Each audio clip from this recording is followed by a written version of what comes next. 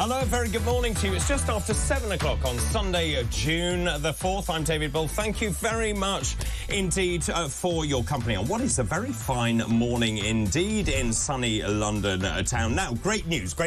Let me tell you, tomorrow is National Sausage Roll Day. Who doesn't like a bit of a banger? Well, I've got my mouth full. There are just 11 days to go until National Beer Day. Cheers. And there are just 94 days to go until Tom's birthday, the producer. Who wrote this? I guess it was Tom. Let's start today's show. Today's fascinating facts. Right, here we go.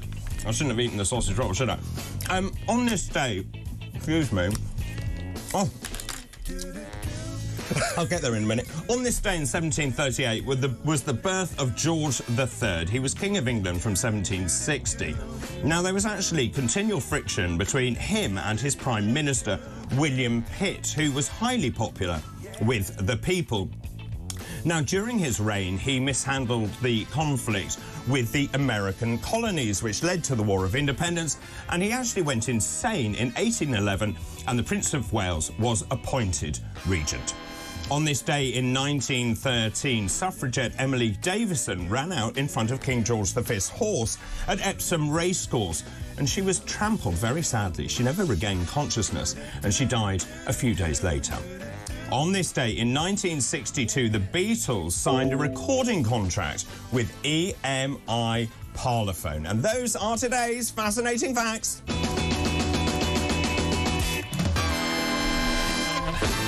Well, talking of a great signing, I'm delighted to say Andrew Eborn, barrister extraordinaire, joins me this morning. A very good morning to you. I'm glad your mouth is no longer full. Do you know, that was a mistake. That was. Would you like a sausage roll? I would, but you don't seem to have any. What are those? So, producer Tom Ball, you know, I'm not sure they're the finest. This is a Brexit sausage roll with all the good bits taken out. How dare you? How dare you?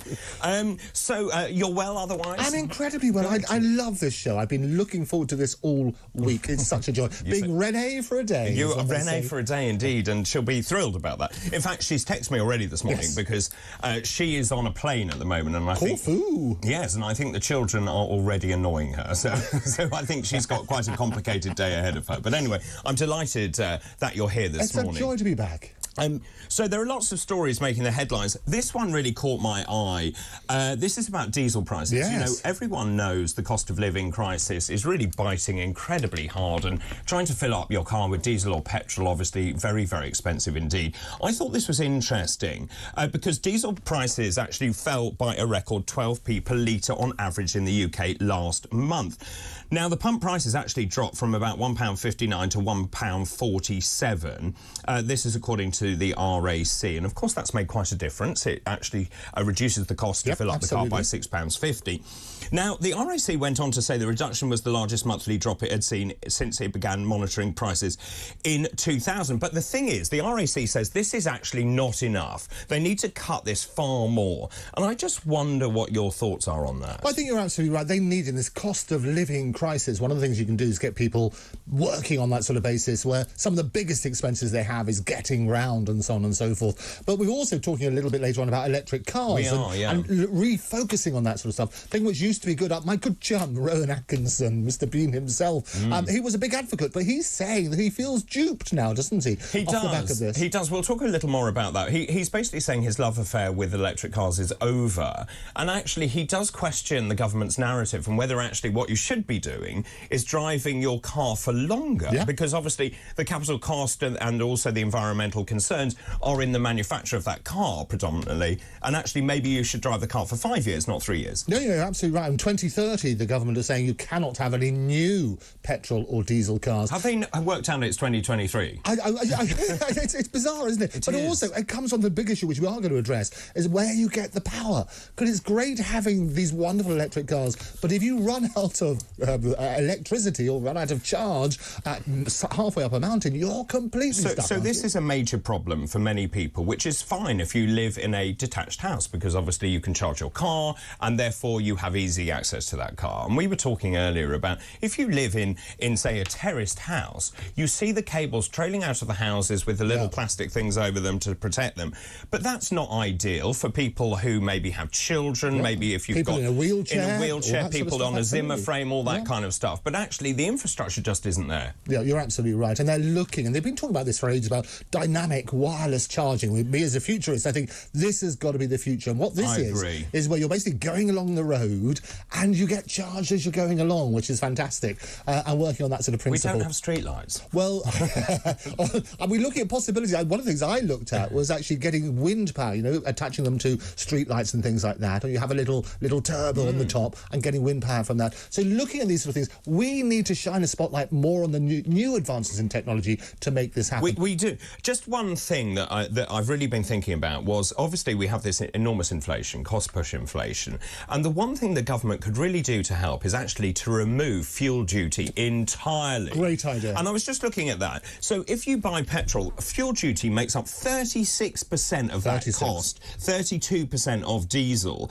and that to me is ridiculous. The wholesale price is about 51p per litre, and the duty is 52p. Yeah, so why doesn't the government actually help people in the interim and say, look, OK, we want to go to net zero by this time, but actually we're going to have zero fuel duty at the moment to help you out? Yeah, as you always know, what I love to do is sort of shine a spotlight on the realities of this and put everything... It's not just one isolated thing. You have to look at the whole picture. So the question is, where does the money come on? We're talking about tax breaks, and we predicted this on the show beforehand. There's going to be all sorts of talks about tax cuts in the lead-up to elections. Isn't there? Absolutely.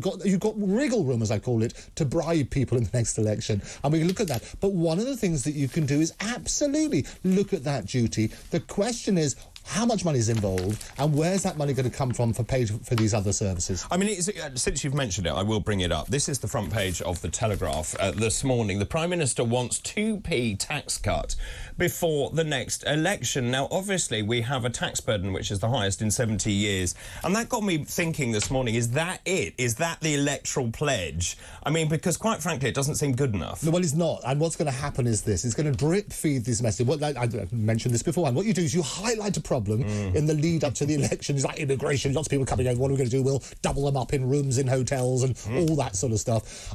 You also then work out, you basically try and feed a story to see which of those bite, because then the electorate turn around and say, well, that's not enough. So don't worry, I mentioned 2p, I meant 5. And that's what's going to happen. I predict over the next several months, we're going to see these stories and people look at that. Inheritance tax is another thing which I'm sure we see is inequitable. You turn around and you earn money all of your life.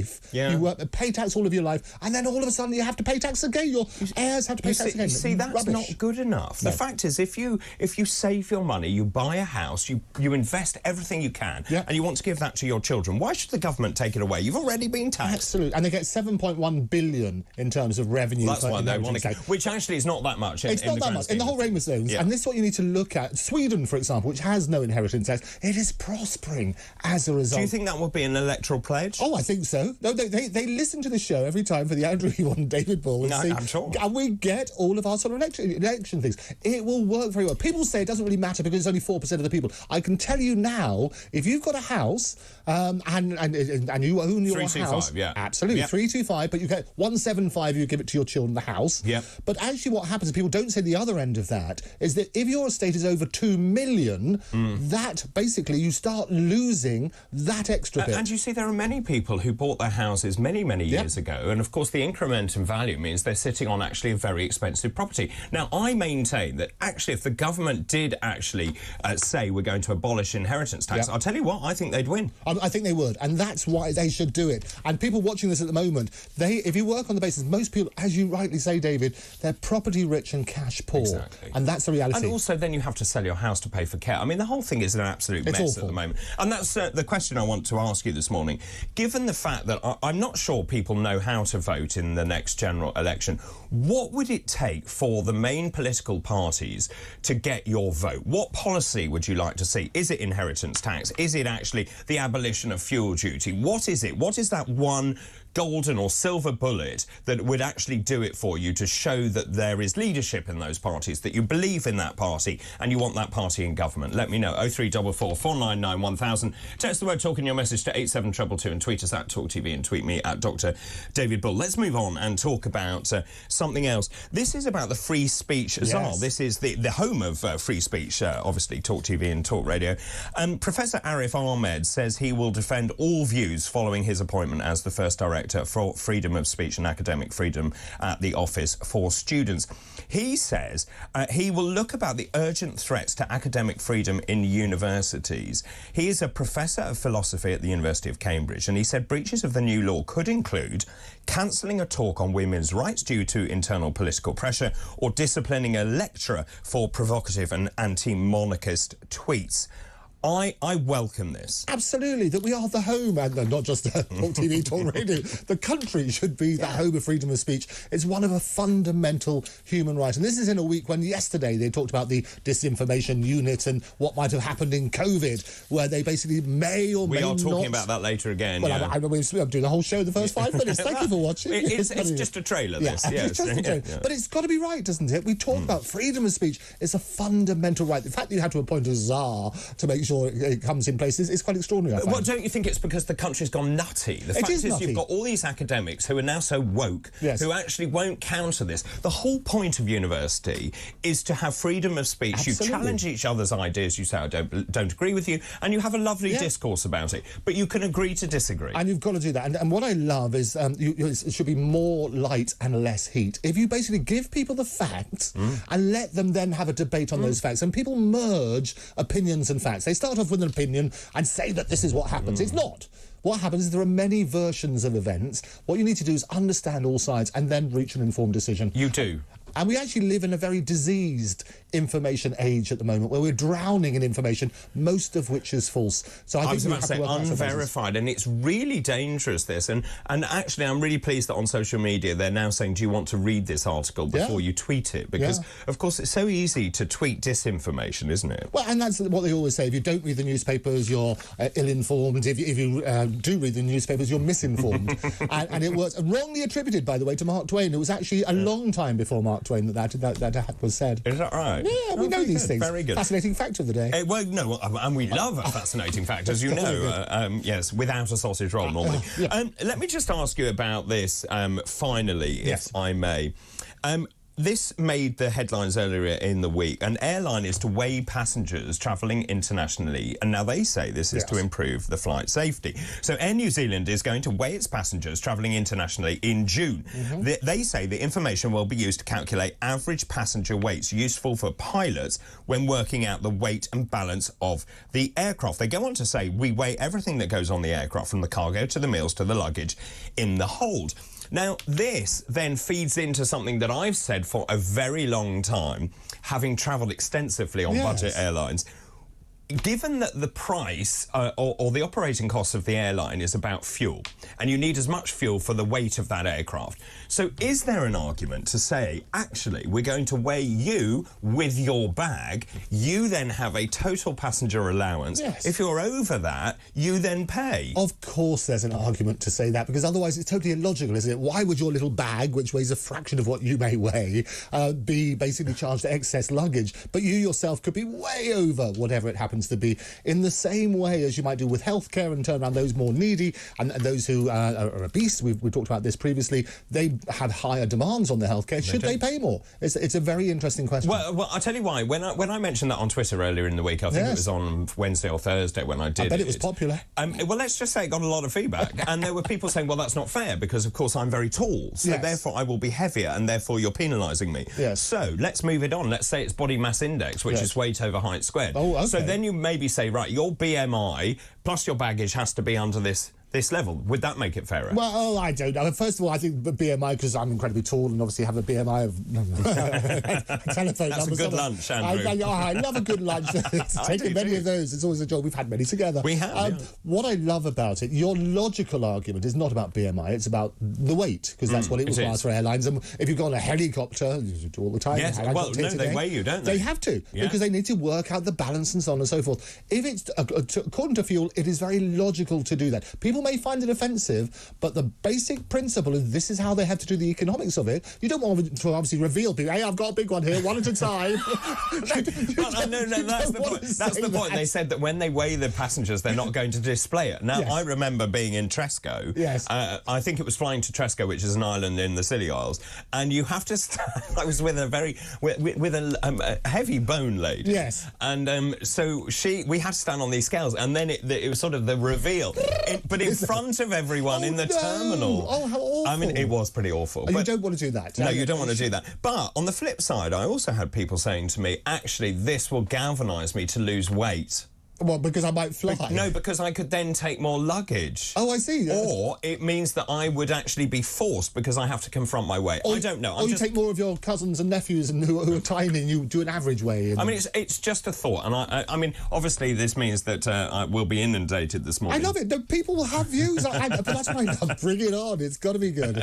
Right, Andrew, thank you very much indeed for the moment. So that question very quickly. What would it do? What would it take for you to vote for a political party? Is there a silver bullet? Is there a panacea? Is there one policy that actually would make such a difference to you in terms of the way you vote? Let us know. 0344 499 1000. Text the word talk in your message to 87222 and tweet us at Talk TV and tweet me at Dr. David Bull. This is Talk TV.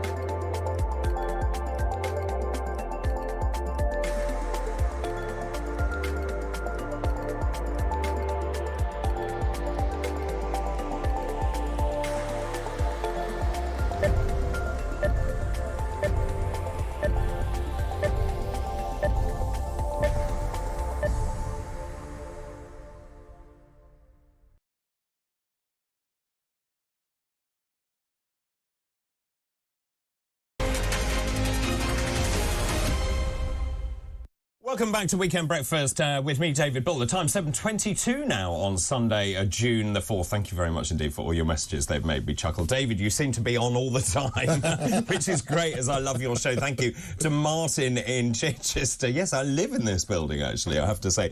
Good morning, David. I'm loving the new Renault. Hey. That's Andrew Eborn, barrister extraordinaire, joining us this morning. What a start to the show. I actually really felt for you when you couldn't swallow your sausage roll. I think that was an error. That was an error, yeah. I am not a Conservative by any shape or form. I am actually politically homeless. That being said, I believe the fuel duty would possibly go a long way to help people and businesses out. One of many solutions, no doubt. Thank you, Alison, in my home county of Suffolk.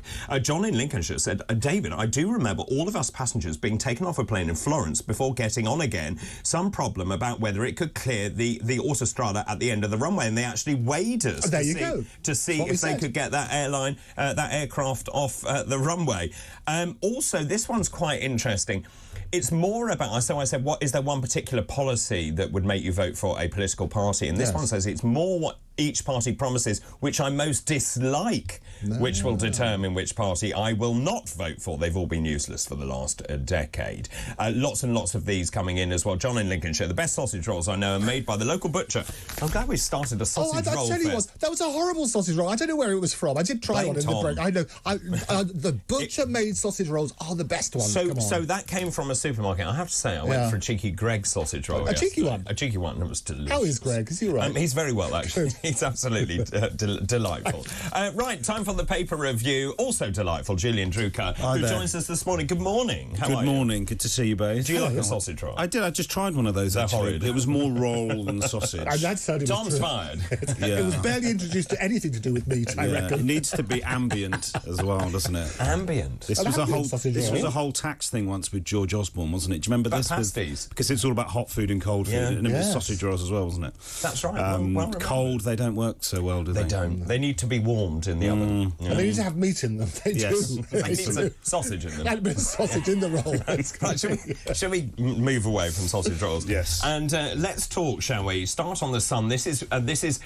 I wondered how big this story would be. It's about Holly Willoughby. Yes. So obviously tomorrow she returns to This Morning.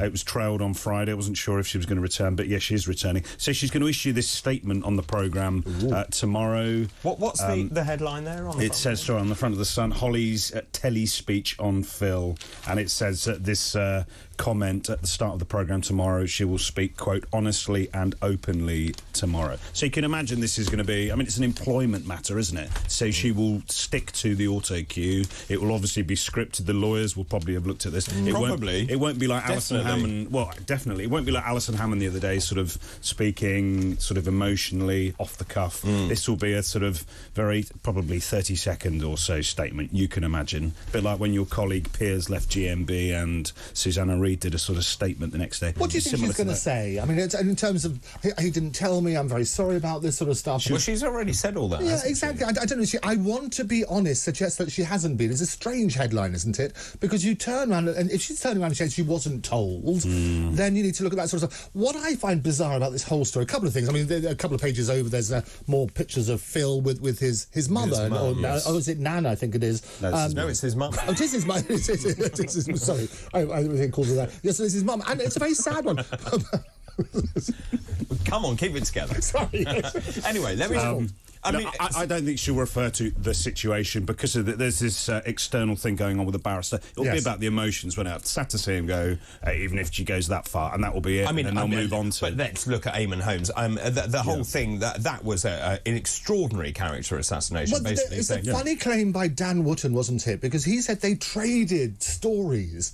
Which Phil, I watched a very emotional interview, and I actually felt sorry for Phil, and we should give him a break. If they really are, until all the facts are out, and I said this beforehand, we've got to be very careful how we rush to judge him. I thought he was a man broken. He was broken, and he did say, "What do you want next? You want to just kill me?" And it really is such an important discussion about mental health and so on and so forth. And it was interesting. The other thing which was interesting was the juxtaposition of the news, because Al Pacino this week was celebrating the fact that he's going to, and he's 83, celebrating the fact that he's going to be having another baby with his girlfriend who is 29. Now, the interesting thing about those two stories in juxtaposition is it seems to be on that sort of basis, and it's reflecting what's happening in reality.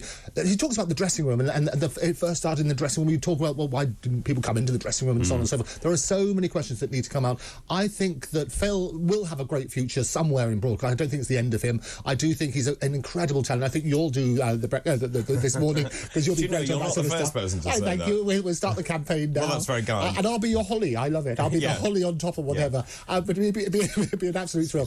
What I also think, though, it is such a serious matter, and you're going to have the barrister will be looking at all of that evidence. My question is this. They say that they've looked at it beforehand. How much faith do we have in this independent review? Well, I agree with that. Yes, yeah. I mean, that's going to take 3 months or so. This is a classic crisis communications thing. And in 3 months' time, this will be a lot lower down the news agenda. Some people may have left ITV by then for other reasons, and, you know, it just doesn't have the same impact that it would if we knew now. Let's move on, shall we, to the Times. Well, we're slightly moving on. This is someone coming out to defend Phillip Schofield, perhaps unlikely. Well, good, actually. Yeah, it is. Because it's important that we get both sides of the story. Yes, Jeremy Clarkson. Perhaps you wouldn't have thought it would be him. He says, you know, in his usual tone, he's saying, you know, Phil is no longer the genial host of some morning time televisual cappuccino froth, and he's talking about social media.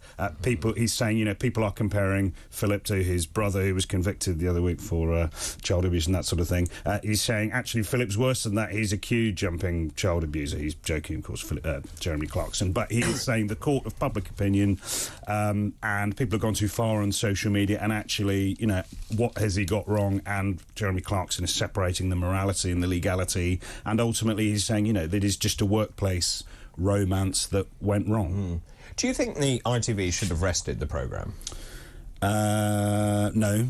I mean, they would only replace it with something similar, wouldn't they? Well, another magazine programme, something else that morning instead of this morning. I think you have to work. I do think the problem is advertisers dictate these things. 100%. We already saw how much the share price of ITV as well. And that's what people will be looking at, that sort of side, because whoever pays the piper calls the tune, and they will turn around. Having a magazine programme at that time of the day is not new. You can revamp the format. You get some great talent which you can bring in, and so on and so forth. As I say, we should. And it's important for the interest of balance to think about Phil's side as well. So I also think that it'll probably stumble on until the summer break, and then I think so. I don't think it's quite tainted enough at this moment, so they can compared to other TV programmes we've seen before.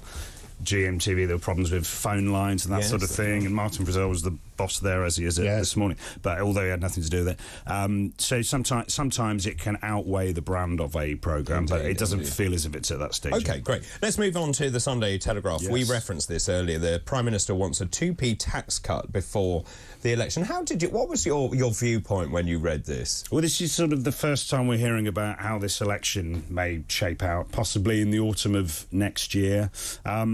Is this going to be their main offering? That's the point I made, saying, is that it? Yeah. So they're talking about Rishi Sunak, according to the Telegraph, wants to cut national insurance or income tax by up to 2p before next year's general election. Big deal. It's nothing. And you've got to look at personal allowances and so on and so forth. You need to look at the whole picture. And as we said beforehand, I don't know if you agree with this, but I think it's part of a drip feed. Let's test it out on the electorate, see which ones bite, and then follow it accordingly. Julian, I don't know if what your view is. I just get the sense this Prime Minister, to me, and just doesn't have those leadership qualities. I don't believe he has a great big vision. This is middle management stuff, isn't it? It's difficult when a Chancellor becomes Prime Minister, isn't it? Because, as we saw with Gordon Brown, you're having to go back on things you've said before. So, as Chancellor, it reminds us, Rishi Sunak announced a 1p income tax cut in March last year for 2024, but then Jeremy Hunt scrapped it last autumn, obviously, when the economy collapsed. So it's difficult, isn't it? They have to go back on what they said before. If that's all they're offering at the election... What do you think they should offer? I know it's the question for the day. What do you think they should offer? They haven't got much room to offer anything at this election, have they? Well, don't forget, they caused a lot of it as well. I mean, the fact is they printed money like it was going out of fashion, and the fact is what I would do is actually re-look at all of the tax bands. I would have flat taxation and bring in a lot more money.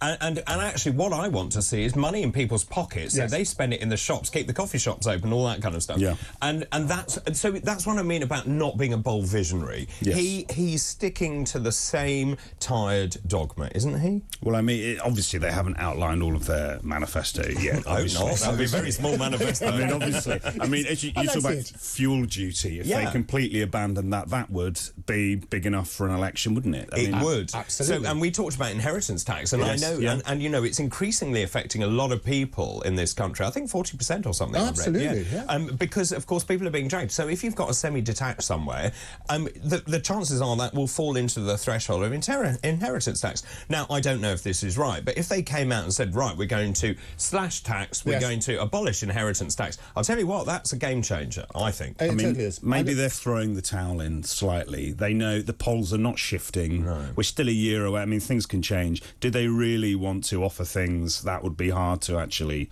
fulfil in government? And then, I mean, the other thing is, of course, you want to keep your cards close to your chest at this point, don't you? Also, I'm not entirely sure what the Labour Party stands for. I don't think they are at the moment, are they? They have extraordinary questions. But I think what you have to do is what we touched on earlier. You have to give the whole picture. It's not just one little slide, if you like. You have to sort of turn around and say that, looking at the whole, this is the money we're going to bring in, this is how we're going to bring it in, this is where we're going to spend it, and this is what you're going to end up with left in your pocket. That way you're dealing with everything all at once, and it becomes more logical, doesn't it? So just in terms of where they go, is this also, do you think, testing the water for the electorate? Yeah, they're kite flying, aren't they? Yeah, they are. And also ahead of the Tory conference, which is not that far. We're only talking 3 months away.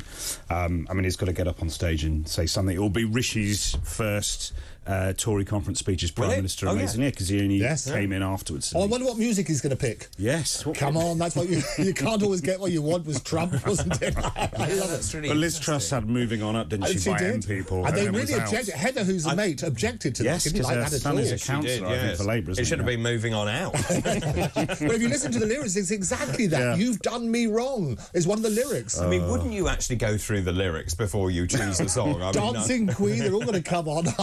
I love it. That's still priceless with the letters falling off. I think I was there actually when that happened. Yeah.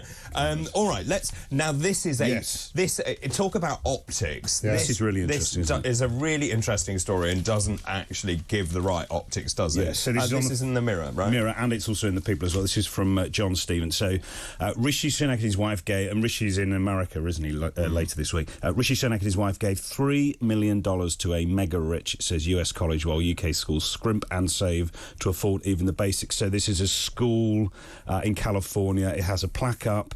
This is money that his wife gave Murti Sunak. It is saying the donation was, $3 million. But you know why the donation? Do you know who happened to go to that particular school? Did she go there? Yes. So this is the thing about people with the headlines. I'm giving it to this American school, give it to us. She went to this place. I get that. But obviously they've given this, that they've got a plaque up there, it's in their name. I understand that. And it's her alma mater, I get that. But the optics, and that was the bit I meant at the top, doesn't look great, does it? When you're talk about the other donations. So what they need to do is then turn... I don't know what the other donations are, and if there are any. I'm sure that there are loads. But firstly, lead with the story. This was her old place, which is fine. Secondly, these are all the other donations. Yeah. Which paper was that again? Mirror. This was that's why. That's why. I'm not surprised. I'm just saying that's what you need to do. I mean, it's interesting. 2018 this happened. We didn't really know about Rishi Sunak till 2019 when he stood in for one of those TV debates. And also it's her money. She can do what she wants with and it. You have all that sort of stuff. All of these things are going to come out. You're going to work out why are people saying the story, why they're leaking it now, and work on that sort of basis. But you need to put it into context. So firstly, it's her old place. Secondly, what other donations are there? Then people can reach an opinion. That's an amazing figure, though, isn't it? And it doesn't help when we hear about his wealth. I mean, his wealth, his suits, his swimming pool. Labour are going to attack this sort of thing in the election, aren't they? It's not great optics. It sort of works if you forget his wealth. I do think you have to play the ball, not the man. Yes, yeah, or his wife in this case, or the wife. Do you think Rishi Sunak can turn this around? It's possible. I mean, there's been polling, hasn't there, saying younger people think he's good. Yeah. Yes, yeah. Which was the case with Mrs. Thatcher in the 70s. She was got into power by the young. And, there's a difference between him and the party, a bit like it was with Blair towards the end. People still liked Tony Blair, but they were going off the party. David Cameron as well was popular in his time. So it's possible that people could vote for him and not all the... and I think you're also going to find, as I say, they're drip-feeding these policies. And what's going to happen... Yeah. You're going to see which ones bite with the electorate and which ones our wonderful viewers today say they should be focusing on, and it's going to make a difference. And I do predict that popularity is going to grow and it'd be far closer come election time. Yes, you would think, if it gets to sort of 10%, then he could possibly win, because David Cameron was behind at this point. Absolutely, and people say that he may call it early. Yeah. So watch, he may do, depending, let's get the options And also right. Remember, he's got those 5 pledges stuck behind his head at all times. And so he will be judged on those. Stop the boats being one of them. So, it remains to be seen whether the boats are actually stopped. And indeed, that will feed into the migrants being forced to share the hotel rooms, which we'll talk about a little bit later on. Right, what else? You've got the Daily Mail. This is it does feel like the start of the election campaign, weirdly, doesn't it? So for the first time, we're hearing about what a Labour government would look like. And the Mail on Sunday is saying Labour's class war on Middle Britain. Glenn Owen and Brendan Carlin in the Mail saying Labour was last night accused of declaring class war on Middle Britain over shock plans to slash public services in affluent areas. So this is interesting. So it's actually stuff that was around in the last Labour government. This is a 2008 Equalities Act. I think Harriet Harman was trying to bring in. Tories got in 2010 in the coalition. This was paused. So actually, it's sort of back to the future. This is a way, it says, the Mail, of reactivating stuff they were trying to do back then. And, Keir Starmer could do this if he gets in. And it's all about equalities and that kind of thing. So it's an old policy that they could reinvigorate. But it would be the direction of travel if they did return to government. And what do you think? Well, I mean, it's there's no suggestion clearly about taking money from different areas, but it's the sort of thing you would expect a Labour government to do, isn't it? 100%. It's not surprising. No. I just don't know. I mean, it depends where Labour feels its strength is, doesn't it? I mean, certainly the Red Wall. I mean, we talked a great deal about the Red Wall possibly coming back towards Labour. Yeah. Are they playing to those heartlands? Are they trying to get the metropolitan Labourites? Again, they're very distinct tribes, actually. Oh, no, absolutely. You get the Red Wall and the Red corduroys is what you're looking at. That's very good. I thank you. I'm here all week. Actually, I have been. You are, It's always a joy. But you need to look at that. And again, it's what we said beforehand. They're drip-feeding to the typical press that's going to appeal to these sort of things. Let's get your sound bites and work on that sort of basis. You need to see the whole policy. Let's question them. Let's be open on both sides and have a reasonable dialogue. Because some of that story, they even say, look, it's not quite right yet. We're still speculating. Yeah. And none of these are official stories yet. So we need to put that on that sort of basis. I mean, I still think that this election is all about how people feel. Yes. If you are feeling miserable and you can't afford anything, you can't afford any food, and you can't afford to fill up your car, you're going to be pretty angry, and you're going to be the economy, isn't it? And what are interest rates going to be? Well, it's going to be the economy, the health service, and the migrant crisis. I think probably, and inflation. Yeah, and AI that people want. That worries me senseless. I'll tell you about that later. Do you have a bonus item? We just talk about the economy as well. This is shrinkflation. This is in the Mail as well. Just about prices stay the same, but things get smaller.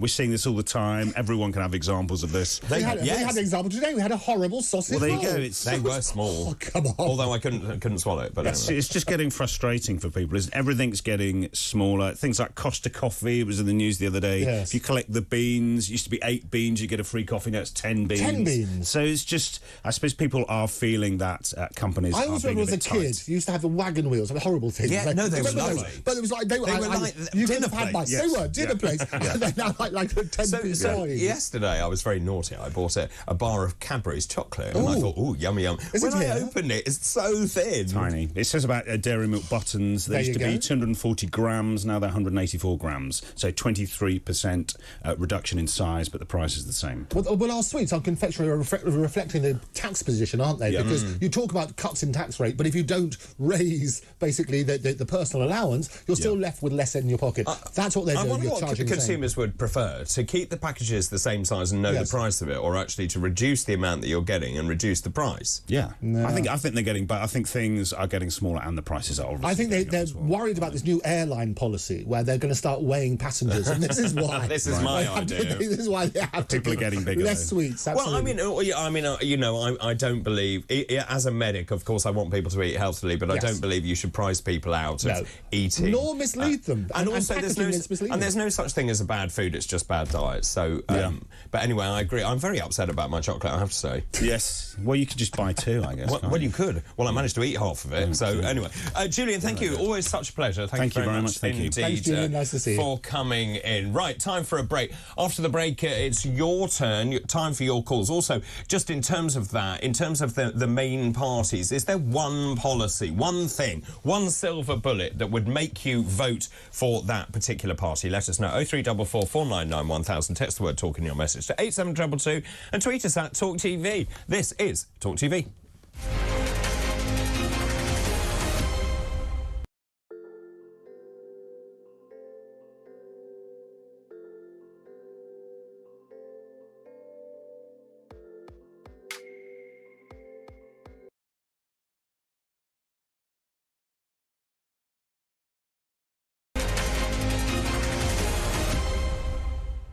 Welcome back to Weekend Breakfast with me, David Bull. The time 7:47. I'm joined by barrister extraordinaire Andrew Eborn. Good morning. Lots of lovely messages coming in.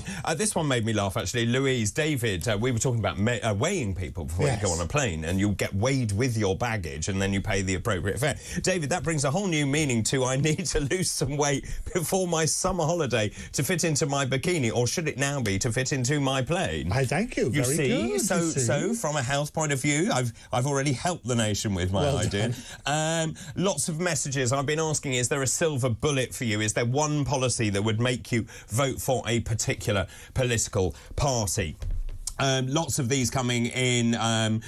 My one policy, David, is net zero. Abolish it. Stop new wind turbines and solar farm licences. Build nuclear power stations. End the electric vehicle scam. Allow science to continue finding more efficient and cleaner ways to power engines. There needs to be an Ofcom amnesty on climate change so we can actually debate it properly. Chris in East Yorkshire, that is a sentiment shared by many people. Good morning. There is nothing the Conservatives or Labour can promise that would make me vote for them. The so-called politicians have taken us for fools for too long. I'm going to be voting for Reform UK. From Rebecca in Haverfordwest.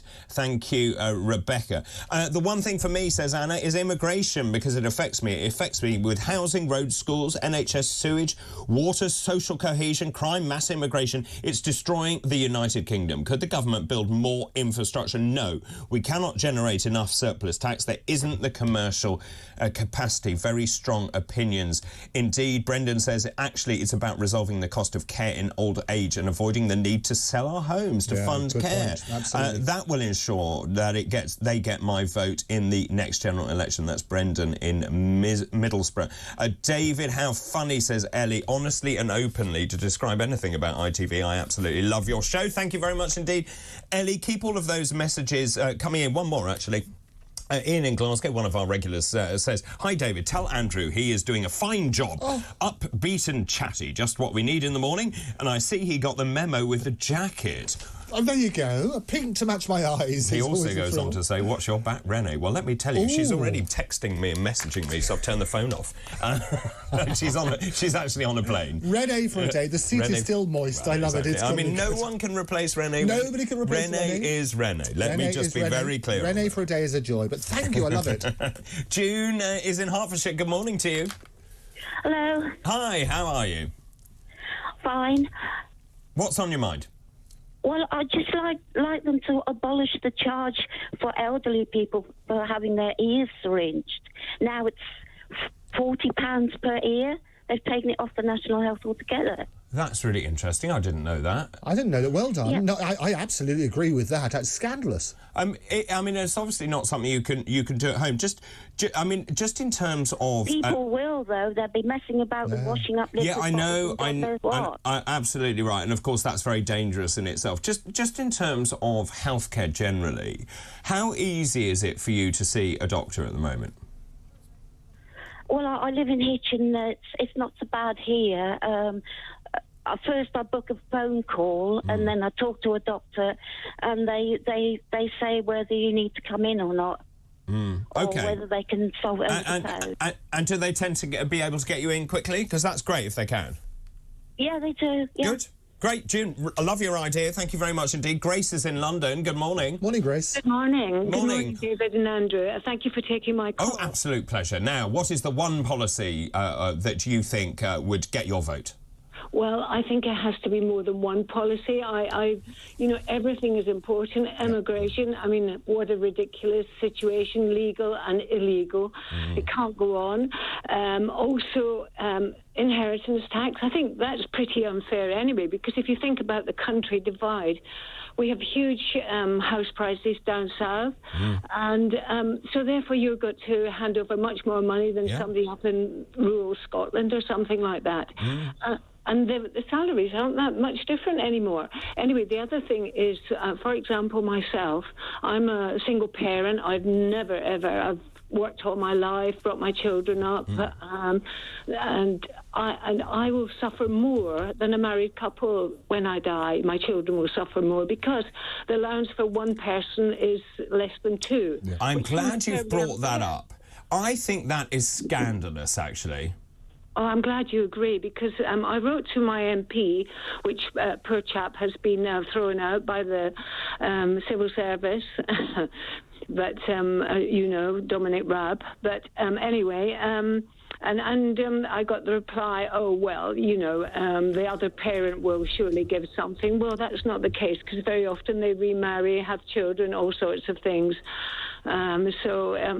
I just think it is very unfair. Well, and also I just think if you are single anyway, and you want to, you've worked hard all your life and you have assets and you want to give them, say, to another close family member, indeed nephews, nieces, whatever, I just think it's wrong that you only have that 325 allowance. You don't have the additional allowance. That doesn't seem fair at all to me. No, I mean, because I've had to, pay all the bills, the same bills as everybody else, gas, electricity. Well, actually, you have to pay them on your own. So, in fact, the burden is far higher. I had no help whatsoever. Exactly. You made such a good point. And would you follow us then? Would you abolish it completely? Do you think inheritance tax is just wrong? I'm not really sure about that, because the government's got to get its money somewhere. The thing that I think is wrong is that tax, all sorts of tax, like I think David Cameron's father was guilty of this, is that, they go abroad and they organise things in tax-free zones, etc.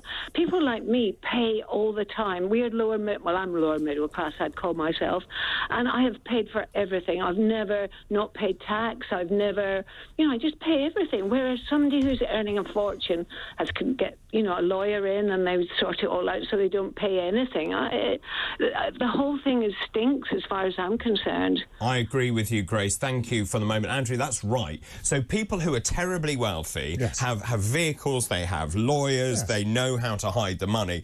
It's people like normal people who get hit every single time. It's the difference, and we always sort of blur the reality on this. It's the difference between tax avoidance and tax evasion. Tax avoidance is legal. There are certain rules and regulations that are in place to enable you to save tax, and we should. Everybody should take advantage of them as appropriate. But she talks about the stink test, if you like. It doesn't sound right when everybody's struggling and you get these big reports about people earning millions and so on and so forth. The report yesterday in the Times, front page, was saying that inheritance tax is forcing people to go abroad to live as opposed to staying in this country. What you need to look at is the net result. That's why I say it's no good just focusing on one policy. She's absolutely right. There are several policies we need. Don't just focus on one. Look at the overall impact and where's the money going to come from and how's it going to be spent. Absolutely. I talked to Dr. Roger Gewolb, I think last weekend about this, and the fact is that actually people can't afford to have all this advice the whole time, but also actually the rules aren't very clear. You have to be very careful. You can claim different bits from different pots and so on. Anyway, let's talk to Sheila now in Coventry in the West Midlands. Sheila. Good morning. Good morning.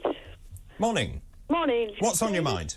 Yeah, David, this tax allowance, personal tax allowance, need to be increased quickly and very soon before the big election, because otherwise it'll all go out on that. Because I've got two pensions. I've got a civil service pension and I got a state pension. Now, in the civil service pension, I got 10.1% as well. But I only came away with £8.73 a month extra. Oh, crazy. How much would you increase it to? How much would you increase it to? It was increased to 10.1. No, how much would you increase it to? Yes, how much would you put it up to? I would put it up. I mean, it's 12 and a half and 70. It's 12,570. I would put it up with between 15 and 18 at the lowest rate. I would think more like 20, wouldn't you? Yes, 20. Yeah, but I'm being very kind to the chancellor. Don't. Oh, they're not going to be kind to you. Well, they're not at the moment, are they? No, they're not. They're not. OK, thank you very much indeed for your call. Jason's in Bradford. Good morning. Morning, Jason. Good morning. I think we need to have a total revamp of politics, personally. Yeah. What we've got is we've got a party in power that has to come up with plans and solutions, such as the COVID crisis, such as everything that happens. The government has to create a plan to bring us out of it, yet the opposition only ever fight against it. Yeah. So you feel the whole system is broken and that we lurch from these 5-year terms, really, from one to the next? Yes. Yeah. And we never know what the opposition would do in crisis. Yeah. No, I think that's a very fair point. It's a great point, isn't it? I'm fed up as well with this Punch and Judy politics where you say this and I say that and everything else. Actually, there's some common issues that we should work on and say, this is an issue. What are the sensible thinking? Get the experts in who can help solve those issues. And don't you think... personally... Yeah, sorry, Jason. Personally, I do not know what Labour stand for whatsoever. Now, that's so interesting. Argue against the government. Now, if during the COVID crisis, if the government came up with a plan and Labour came up with a plan and the government decided on both plans which was the best, we would understand what each party is standing for then. I think you make a very pertinent point indeed, Jason. I've said this for a long time about the NHS, for example. Why don't we have actually a 20-year plan? Yes. So that we actually have some strategic direction, so we actually know where we're going. You're absolutely right. And that's the problem with politics, that politicians are in the business of getting re-elected. And that's so short-term, isn't it? You've got 4 or 5 years to try and do something, then you start again with all these election promises. I always believe in a panel of experts where you turn around and say, let's get the greatest minds from whatever political party. Come together, here's an issue, how do you solve it? I totally agree. Let's look at energy infrastructure. Net zero, this is obviously a common theme this morning. People saying ditch net zero, or at least in that time frame. The fact is that they came up with this, they went, let's do that by 2030. And of course it's politics, isn't it? It's totally politics. Talk to the experts. It's nonsense just to get political parties with their sound bites. I hate soundbite politics. I do too. It's meaningless. But also the fact is that actually it's people at home, normal people, working people, who actually get hit every single time time. And so we're seeing this push to net zero. You're seeing it in London with the expansion of ULEZ and so on. Who actually voted for this stuff? Because, you know, I think we need to have a conversation with the public. I know, and what I love about this show, you've done exactly that. You asked the question, they're all coming in, but floods of great opinions and ways that you can do it. Politicians should listen. That you've asked how they can win the next election. Listen to your audience. Well, I think that's absolutely right, and that's why I'm so delighted with that question, actually, because obviously people do have very passionate opinions indeed. Keep all of those coming in, please. Still tons to go. We're going to be popping over to the United States after the break to talk to Caroline Faraday for Transatlantic Talk. That's my line. This is Talk TV.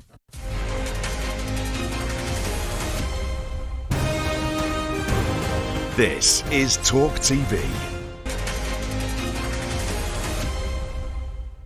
Hello, very good morning to you. It's just after 8 o'clock now on Sunday, June the 4th. I'm David Bull. Thank you very much indeed for your company. It looks like a lovely day outside here in sunny London. I hope it is wherever you are waking up in the country. Now, I have some great news for you this morning. Tomorrow is National Sausage Roll Day.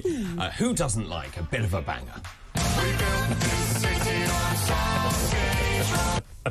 There are just 11 days to go until National Beer Day on Thursday, June the 15th. Cheers. Yeah, well, thank you very much. Cheers, indeed. And there are just 94 days to go until producer Tom's birthday. Who wrote this? Was it Tom? Let's start today's show. Today's fascinating facts. Well, here they go. Today's fascinating facts. Now, on this day in 1733, it was the birth of George III, King of England from 1760. There was actually continual friction between him and his Prime Minister, William Pitt. He was very popular with the people. And during his reign, he mishandled the conflict with the American colonies, which led to the War of Independence. He actually went insane in 1811, and the Prince of Wales was appointed regent. On this day in 1913, suffragette Emily Davison ran out in front of King George V's horse at Epsom Racecourse. She was trampled, she never regained consciousness, and she died a few days later. And on this day in 1962, the Beatles signed a recording contract with EMI Parlophone. And those are today's fascinating facts.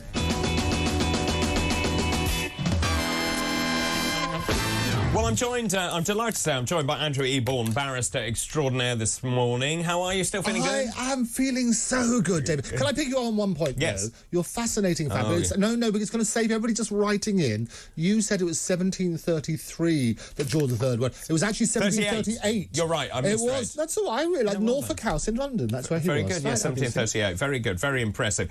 By the way, we were talking about this idea I had that you should be weighed to get on an aircraft with your baggage, and so you have a set weight, and then you pay extra if the combined total of you and your bag goes over this weight. Well, and this made me laugh. Barry says, well, I'll definitely be paying excess baggage coming home. So, yeah, I think most of us would actually after we've been away. Right, it's time for Transatlantic Talk. Woohoo!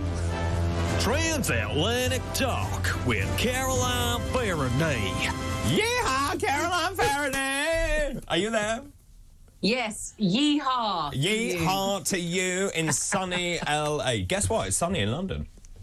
Oh, well, it's midnight here. I've no idea. Actually, it's been very sunny today. I'm a bit sunburned. Are you? You need to put sun cream on. I did. I didn't, no. Why didn't you? You know it's really important, particularly there. Yes, normally I do, but on this occasion, I sat outside to have a cup of tea. Oh, wow, your life is crazy. Very British, isn't it? Don't drink tea in America. You are wild. You are wild. Right. So shall we start with your first story this morning? This is about averting economic collapse in the United States. Yeah, so this has been kind of an ongoing drama because there is this moment where the federal government sort of runs out of money, and the way that they deal with that, what a ridiculous way to run a country, seriously. I agree. So what happens is they get to this certain limit and they have all these arguments about raising the debt ceiling. Look, America's never defaulted, so I was watching all this to and fro that's been going on for weeks thinking, they're going to resolve it. Sure enough, they did resolve it, but it is quite a big deal that they have resolved it because, you know, they have lifted this debt ceiling. It means that they will avoid default and the federal government getting into debt. Default would have had some big financial impact, not just in America and not just here, but sort of really would shake the global economy as well. But it would also impact people day to day with things like social security payments. It could knock up their mortgage interest rates, that kind of thing. So it would have, like, you know, it would have a real impact on people's lives. Anyway, so they kind of, the thing that really struck me about this is that the Democrat president, Joe Biden, has had to work with the Republican House Speaker, Kevin McCarthy, and they had to work together for this. And they have come to an agreement without it being some of the very divisive politics that we have seen over the last few years here in America. So that felt like something that was kind of a more positive step, that the temperature was lowered on something that could have been very, very contentious. Yes, absolutely. It does seem an extraordinary system, because when I heard they were entering these talks again, I just thought, doesn't this happen the whole time? They always seem to have some kind of thing. Yes, this happens all the time. They just raise the debt ceiling and then it's a few more trillion. I mean, it's just no way to run a country, is there? No, it isn't. It isn't strong. Well, the other thing as well is why the timing. They always seem to leave it like to the very last minute and then we've done it, which I find extraordinary. Why do you think that is?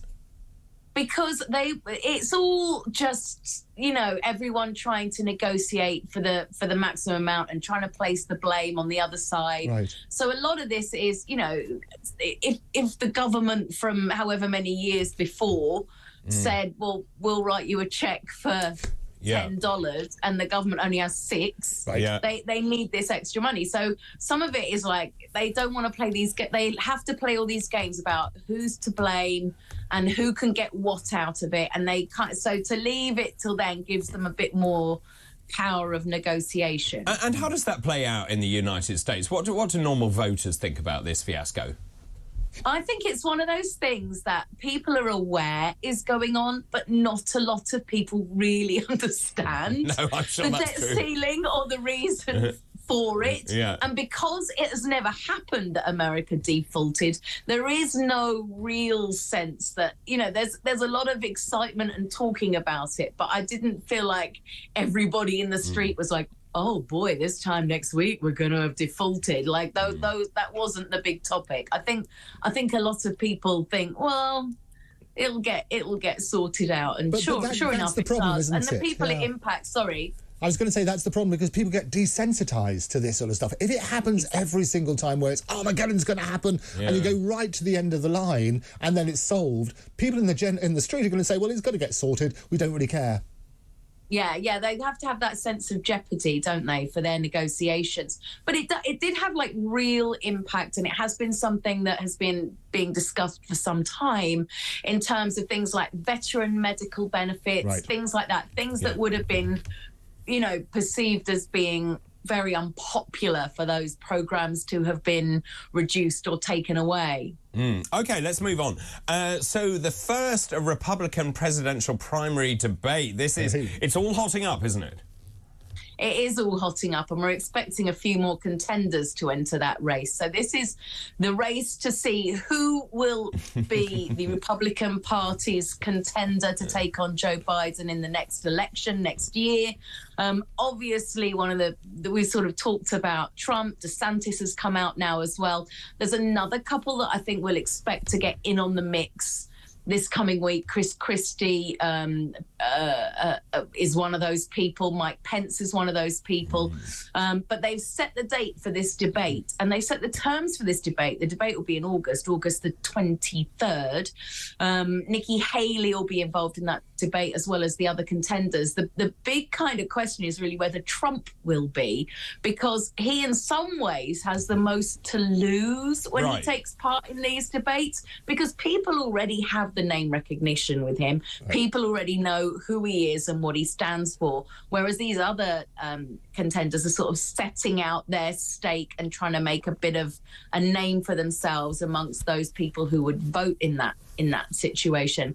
Plus, there's this sort of rule they've put down that said, well, whoever wins, the rest of you need to back them. Well, I can't see that happening. I can't see Trump signing up for that.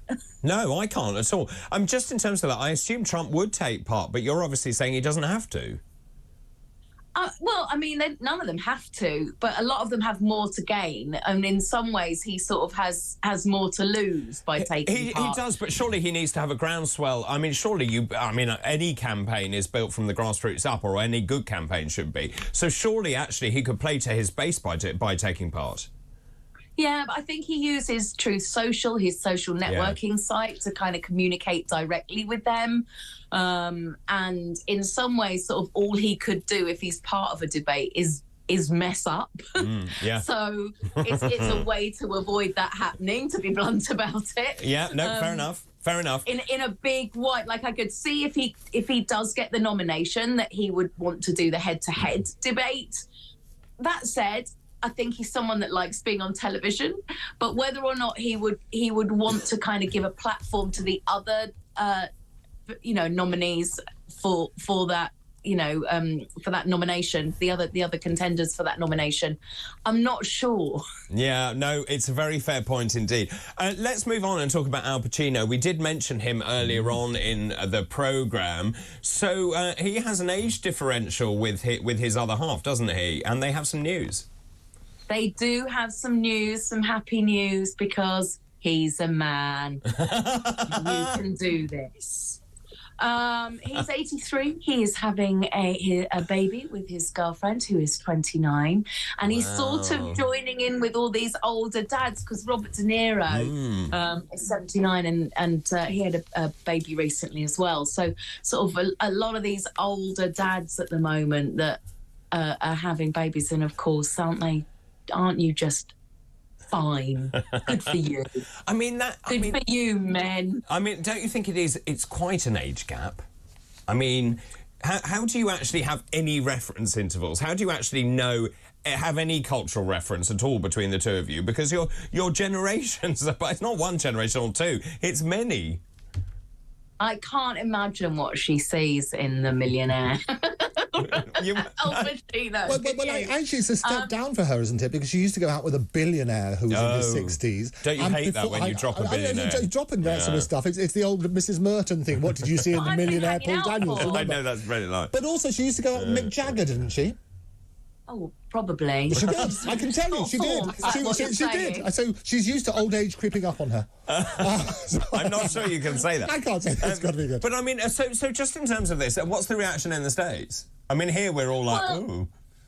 Yeah, I think there's a bit of that, and of course a bit of fascination, and of course this kind of, it's just the older babies. There's a lot of speculation, and then all the classic articles about how it's how men can do this, women can't, and it's called biology. Yes. It's the simple. Well, yeah. Yeah. I mean, it is interesting. Also, I do wonder, I mean, if you've got tons of money, of course, it's fine to be an older father, but obviously if you haven't got the money, is it fair on the child? I mean, to have a child at the age of, 81? 83. 83. I mean, is it fair on the child? I mean, they probably both have to get up in the night to go to... But also what happened last week, he actually asked for a DNA test. And so the child will actually be... Isn't that right? Yes. I mean, that to check that the child was his. Exactly. So talk about transactional. Yeah. By the way, just one quick message. Roger has messaged in saying, Dr. David, is this the same Caroline Faraday that used to fly around London years ago in a small plane giving traffic reports? Yes, it certainly is. Hi. Ross, the flying eyes. Yes. And we've got a great story, haven't we, about you turning up in a nurse's outfit once to my party, having been in the flying eye. It's a long story. Caroline, always such a great pleasure to talk to you. That was today's Transatlantic Talk. Transatlantic Talk with Caroline Faraday. So there you are, Caroline Faraday in Los Angeles in California. David says, Cliff in Berkshire, if they told me I had to be weighed with my bag, I'd say no. I've paid for her to have her own seat. Oh, boom, come boom. on. That's a bit harsh, isn't Absolutely. it? Lots and lots of other messages coming in as well. My vote would go to the party who sorts out the lazy, expensive, entitled civil service. They're destroying our basic government services and are politically biased, says Mick. I imagine that has huge resonance. Jane in Doncaster says, good morning, David. I would like someone to pull back on all this net zero, which is crippling this country and its citizens. Get rid of all this woke farce and stop the massive influx of migrants to this country and actually show they want what's best for our great nation and its citizens. Lots of others coming in as well. And that's the question I'm asking this morning. If there is one policy that you think is the silver bullet for any of the parties, actually, is there one particular policy that you think, right, that's the one, I'm going to vote for them? What is that policy? The number 0344 499 1000. Text the word talk in your message to 87222 and tweet us at Talk TV. Right, after the break, it's our future politics panel. Joining us this morning, Jonathan Gibson and also Lettice Bromovsky. That is all coming up after this break.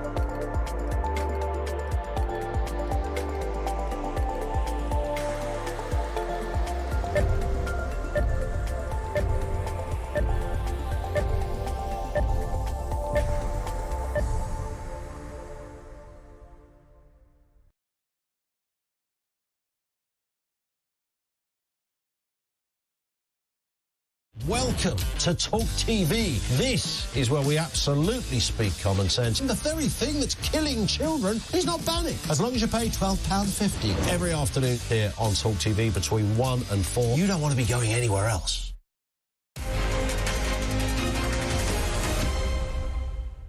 Hello, very good morning to you. It's just after 8 o'clock now on Sunday, June the 4th. I'm David Bull. Thank you very much indeed for your company. It looks like a lovely day outside here in sunny London. I hope it is wherever you are waking up in the country. Now, I have some great news for you this morning. Tomorrow is National Sausage Roll Day. Who doesn't like a bit of a banger? There are just 11 days to go until National Beer Day on Thursday, June the 15th. Cheers. Yeah, well, thank you very much. Cheers indeed. And there are just 94 days to go until producer Tom's birthday. Who wrote this? Was it Tom? Let's start today's show. Today's fascinating facts. Well, here they go. Today's fascinating facts. Now, on this day in 1733, it was the birth of George III, King of England from 1760. There was actually continual friction between him and his Prime Minister, William Pitt. He was very popular with the people. And during his reign, he mishandled the conflict with the American colonies, which led to the War of Independence. He actually went insane in 1811, and the Prince of Wales was appointed regent. On this day in 1913, suffragette Emily Davison ran out in front of King George V's horse at Epsom Racecourse. She was trampled, she never regained consciousness, and she died a few days later. And on this day in 1962, the Beatles signed a recording contract with EMI Parlophone. And those are today's fascinating facts.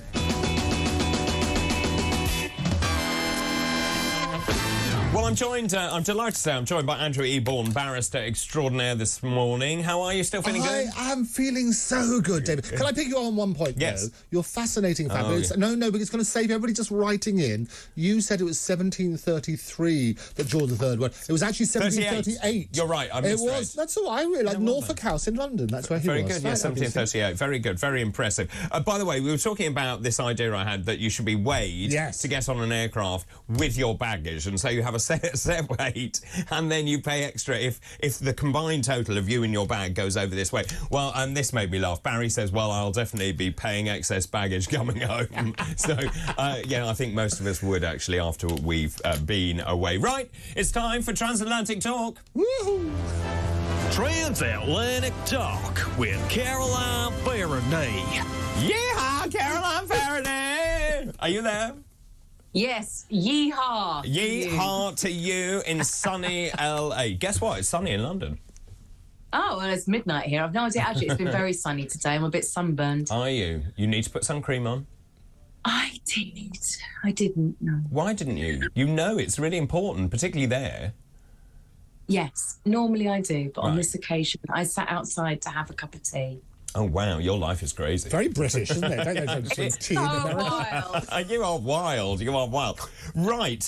So shall we start with your first story this morning? This is about averting economic collapse in the United States. Yeah, so this has been kind of an ongoing drama because there is this moment where the federal government sort of runs out of money, and the way that they deal with that, what a ridiculous way to run a country, seriously. I agree. So what happens is they get to this certain limit and they have all these arguments about raising the debt ceiling. Look, America's never defaulted, so I was watching all this to and fro that's been going on for weeks thinking, they're going to resolve it. Sure enough, they did resolve it, but it is quite a big deal that they have resolved it because, you know, they have lifted this debt ceiling. It means that they will avoid default and the federal government getting into debt. Default would have had some big financial impact, not just in America and not just here, but sort of really would shape the global economy as well, but it would also impact people day to day with things like social security payments. It could knock up their mortgage interest rates, that kind of thing. So it would have it would have a real impact on people's lives. Anyway, so they the thing that really struck me about this is that the Democrat president, Joe Biden, has had to work with the Republican House Speaker, Kevin McCarthy, and they had to work together for this. And they have come to an agreement without it being some of the very divisive politics that we have seen over the last few years here in America. So that felt like something that was kind of a more positive step, that the temperature was lowered on something that could have been very, very contentious. Yes, absolutely. It does seem an extraordinary system, because when I heard they were entering these talks again, I just thought, doesn't this happen the whole time? And they always seem to have some kind of thing. Yes, this happens all the time. They just raise the debt ceiling and then it's a few more trillion. I mean, it's just no way to run a country, is there? No, it isn't. It isn't. Well, the other thing as well is why the timing. They always seem to leave it right to the very last minute and then, we've done it. Which I find extraordinary. Why do you think that is? Because it's all just, everyone trying to negotiate for the maximum amount and trying to place the blame on the other side. Right. So a lot of this is, if the government from however many years before said, well, we'll write you a check for $10 and the government only has $6, they need this extra money. So some of it is like they don't want to play they have to play all these games about who's to blame and who can get what out of it, and they can't. So to leave it till then gives them a bit more power of negotiation. And how does that play out in the United States? What do normal voters think about this fiasco? I think it's one of those things that people are aware is going on, but not a lot of people really understand. No, I'm sure the that's debt true. ceiling or the reason for it. Yeah. And because it has never happened that America defaulted, there is no real sense that, there's a lot of excitement and talking about it, but I didn't feel like everybody in the street was like, oh boy, this time next week we're going to have defaulted. Like those that wasn't the big topic. I think a lot of people think, well, it'll get sorted out, and sure enough the it problem, does. isn't And the it? people it impacts, sorry, I was going to say that's the problem, because people get desensitized to this sort of stuff. If it happens every single time where it's Armageddon's going to happen, and you go right to the end of the line and then it's solved, people in the street are going to say, well, it's got to get sorted. We don't really care. Yeah, they have to have that sense of jeopardy, don't they, for their negotiations. But it did have, like, real impact, and it has been something that has been being discussed for some time in terms of things like veteran medical benefits, things like that, things that would have been, you know, perceived as being very unpopular for those programmes to have been reduced or taken away. OK, let's move on. So the first Republican presidential primary debate, it's all hotting up, isn't it? It is all hotting up, and we're expecting a few more contenders to enter that race. So this is the race to see who will be the Republican Party's contender to take on Joe Biden in the next election next year. Obviously, one of we sort of talked about Trump. DeSantis has come out now as well. There's another couple that I think we'll expect to get in on the mix this coming week. Chris Christie is one of those people. Mike Pence is one of those people. But they've set the date for this debate, and they set the terms for this debate. The debate will be in August the 23rd. Nikki Haley will be involved in that debate, as well as the other contenders. The big kind of question is really whether Trump will be, because he in some ways has the most to lose when he takes part in these debates, because people already have the name recognition with him. People already know who he is and what he stands for, whereas these other contenders are sort of setting out their stake and trying to make a bit of a name for themselves amongst those people who would vote in that situation. Plus, there's this sort of rule they've put down that said, well, whoever wins, the rest of you need to back them. Well, I can't see that happening. I can't see Trump signing up for that. No, I can't at all. Just in terms of that, I assume Trump would take part, but you're obviously saying he doesn't have to. Well, I mean, none of them have to, but a lot of them have more to gain. And in some ways, he sort of has more to lose by taking part. He does, but surely he needs to have a groundswell. I mean, surely any campaign is built from the grassroots up, or any good campaign should be. So surely, actually, he could play to his base by taking part. Yeah, but I think he uses Truth Social, his social networking site, to kind of communicate directly with them. And in some ways, sort of all he could do if he's part of a debate is mess up. So it's a way to avoid that happening, to be blunt about it. Yeah, no, fair enough. Fair enough. In a big white, like, I could see if he does get the nomination that he would want to do the head-to-head debate. That said, I think he's someone that likes being on television, but whether or not he would want to kind of give a platform to the other, nominees for that, for that nomination, the other contenders for that nomination, I'm not sure. Yeah, no, it's a very fair point indeed. Let's move on and talk about Al Pacino. We did mention him earlier on in the programme. So he has an age differential with his other half, doesn't he? And they have some news. They do have some news, some happy news, because he's a man. You can do this. He's 83. He is having a baby with his girlfriend, who is 29. And he's sort of joining in with all these older dads, because Robert De Niro is 79 and he had a baby recently as well. So sort of a lot of these older dads at the moment that are having babies. And, of course, aren't you just fine? Good for you. Good for you, men. I mean, don't you think it's quite an age gap? I mean, how do you actually have any reference intervals? How do you actually have any cultural reference at all between the two of you? Because your generations, it's not one generation or two, it's many. I can't imagine what she sees in The Millionaire. Al Pacino. Well, actually, it's a step down for her, isn't it? Because she used to go out with a billionaire who was in his 60s. Don't you hate that when you drop a billionaire? Dropping that sort of stuff. It's the old Mrs. Merton thing. What did you see in The Millionaire, Paul Daniels? I know, that's very nice. But also, she used to go out with Mick Jagger, didn't she? Oh, probably. She did. I can tell you, she did. She did. So she's used to old age creeping up on her. I'm not sure you can say that. I can't say that. It's got to be good. But I mean, so just in terms of this, what's the reaction in the States? I mean, here we're all like, ooh. Yeah, I think there's a bit of that, and of course a bit of fascination, and of course this kind of, you know, it's just the older babies. There's a lot of speculation, and then all the classic articles about how it's how men can do this, women can't, and Wow. and yeah, It's called biology. Yes. You know. It's the simple. well, yeah. Yeah. I mean, it is interesting. Also, I do wonder. I mean, if you've got tons of money, of course, it's fine to be an older father. But obviously, if you haven't got the money, is it fair on the child? I mean, to have a child at the age of what, 81? 83. 83. I mean, is it 83. fair on the child? I mean, they probably both have to get up in the night to go to... But also what happened last week, he actually asked for a DNA test. And so the child will actually be... Isn't that right? Yes. I mean, that to check that the child was his. Exactly. So talk about transactional. Yeah.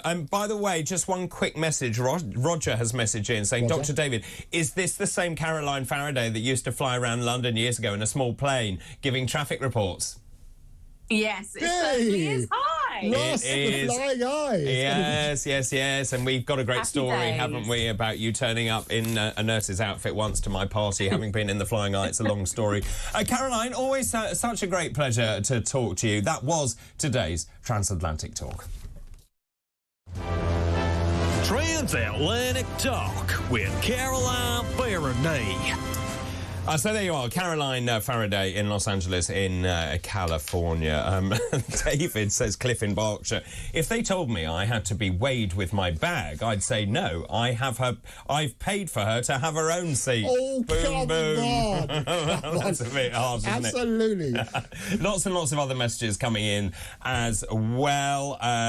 My vote would go to the party who sorts out the lazy, expensive, entitled civil service. They're destroying our basic government services and are politically biased, says Mick. I imagine that has huge resonance. Jane in Doncaster says, good morning, David. I would like someone to pull back on all this net zero, which is crippling this country and its citizens. Get rid of all this woke farce and stop the massive influx of migrants to this country and actually show they want what's best for our great nation and its citizens. Lots of others coming in as well. And that's the question I'm asking this morning. If there is one policy that you think is the silver bullet for any of the parties, actually, is there one particular policy that you think, right, that's the one, I'm going to vote for them?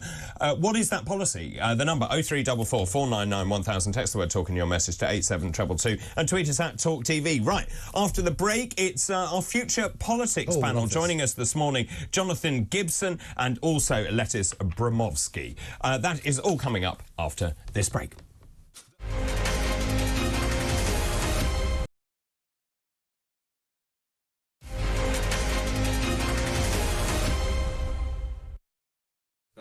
Welcome back to Weekend Breakfast. The time 8:21 on Sunday, June the 4th. Thank you very much indeed for your company. Lots and lots of messages coming in. Louise says, David, great show as always. You are both clever men. I'm joined by Andrew Eborn this morning. I mean, clearly you've got him wrong. I worry that mainstream parties are going along with this nationalist, communist indoctrination nonsense. And I was born in the 60s. Very live and let live, I bet. But pride, hard work and respect always a must. Our mainstream parties show us no respect at all. They play to the likes of the WHO and the Davos Brigade. It is very scary. Thank you very much indeed for that. This is interesting. So many of these messages coming in to David. My one election vote winner would be to slow down this rush to make everything greener. Wait until we know more about how to achieve it without making us all poorer. That's from Catherine in Cuffley. Another one here. Pam, good morning, David and Andrew. Hopefully there'll be a political party distancing themselves from the WEF and WHO. So again, it's really interesting. You're all saying the same sorts of things this morning. Keep all of those messages coming in, please. It's now time for the Future Politics panel. The Future Politics panel. Well, I'm delighted to say we're joined this morning by Jonathan Gibson, political commentator, and also Letis Bromovsky, who is also a political commentator. Very nice to see both of you again. Good morning. Good David. morning. Great to be here. Yeah, well, lovely to see you, actually. Is it sunny outside still? Oh, it's still a little bit cold, though, unfortunately. Oh, is it? We were both wearing puffer jackets coming in, but it was very early in the morning. Well, not as early as when I got here, and I was definitely in a coat. Right, let's move to the front page of the Telegraph, if we can, this morning. This is the Sunday Telegraph. It says the Prime Minister wants 2p tax cut before the election. This morning I looked at this and I thought, is that it? That is your mandate, is it, for the next general election? Jonathan, your thoughts? Well, I think what he's trying to do is trying to recast his image as someone, who's not super high tax, as, he's been portrayed in the race against Liz Truss and, with Britain having the highest tax burden in 70 years. He wants to have, a site which is slightly different. There have been different measures considered, whether it's on income tax or on national insurance, but clearly he's made it a priority to first get inflation down before dealing with tax cuts, but he wants to be able to do it prior to the election so he can still have that image in some ways and change it. I mean, it's really interesting, isn't it? It's like I wasn't really in charge whilst all this happened. We've got cost push inflation. What was it? It was at sort of 11%. It's now 8.7%. So inflation is coming down. I said to Andrew earlier, just in terms of the way people vote, is he an inspirational leader?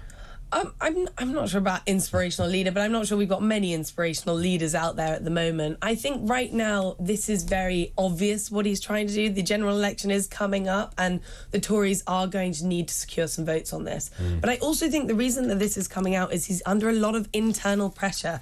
Groups like the Conservative Growth Group at the moment are putting, which was sort of started around like the Liz Truss economic theory, things around that, are putting a lot of pressure, especially this week, in saying abolition of inheritance tax and things like that. He's under a lot of internal pressure, and this is sort of a medium way. But I've been calling for the abolition of inheritance tax for a long time. Many people here this morning also agreeing with that. I mean, if he came out with a bold policy like that, I actually think he would do very well. I think that, as you were saying just then, he's too afraid to do that because of what happened to Liz Truss. She went too bold, too quickly, too soon, and it all came falling down around her.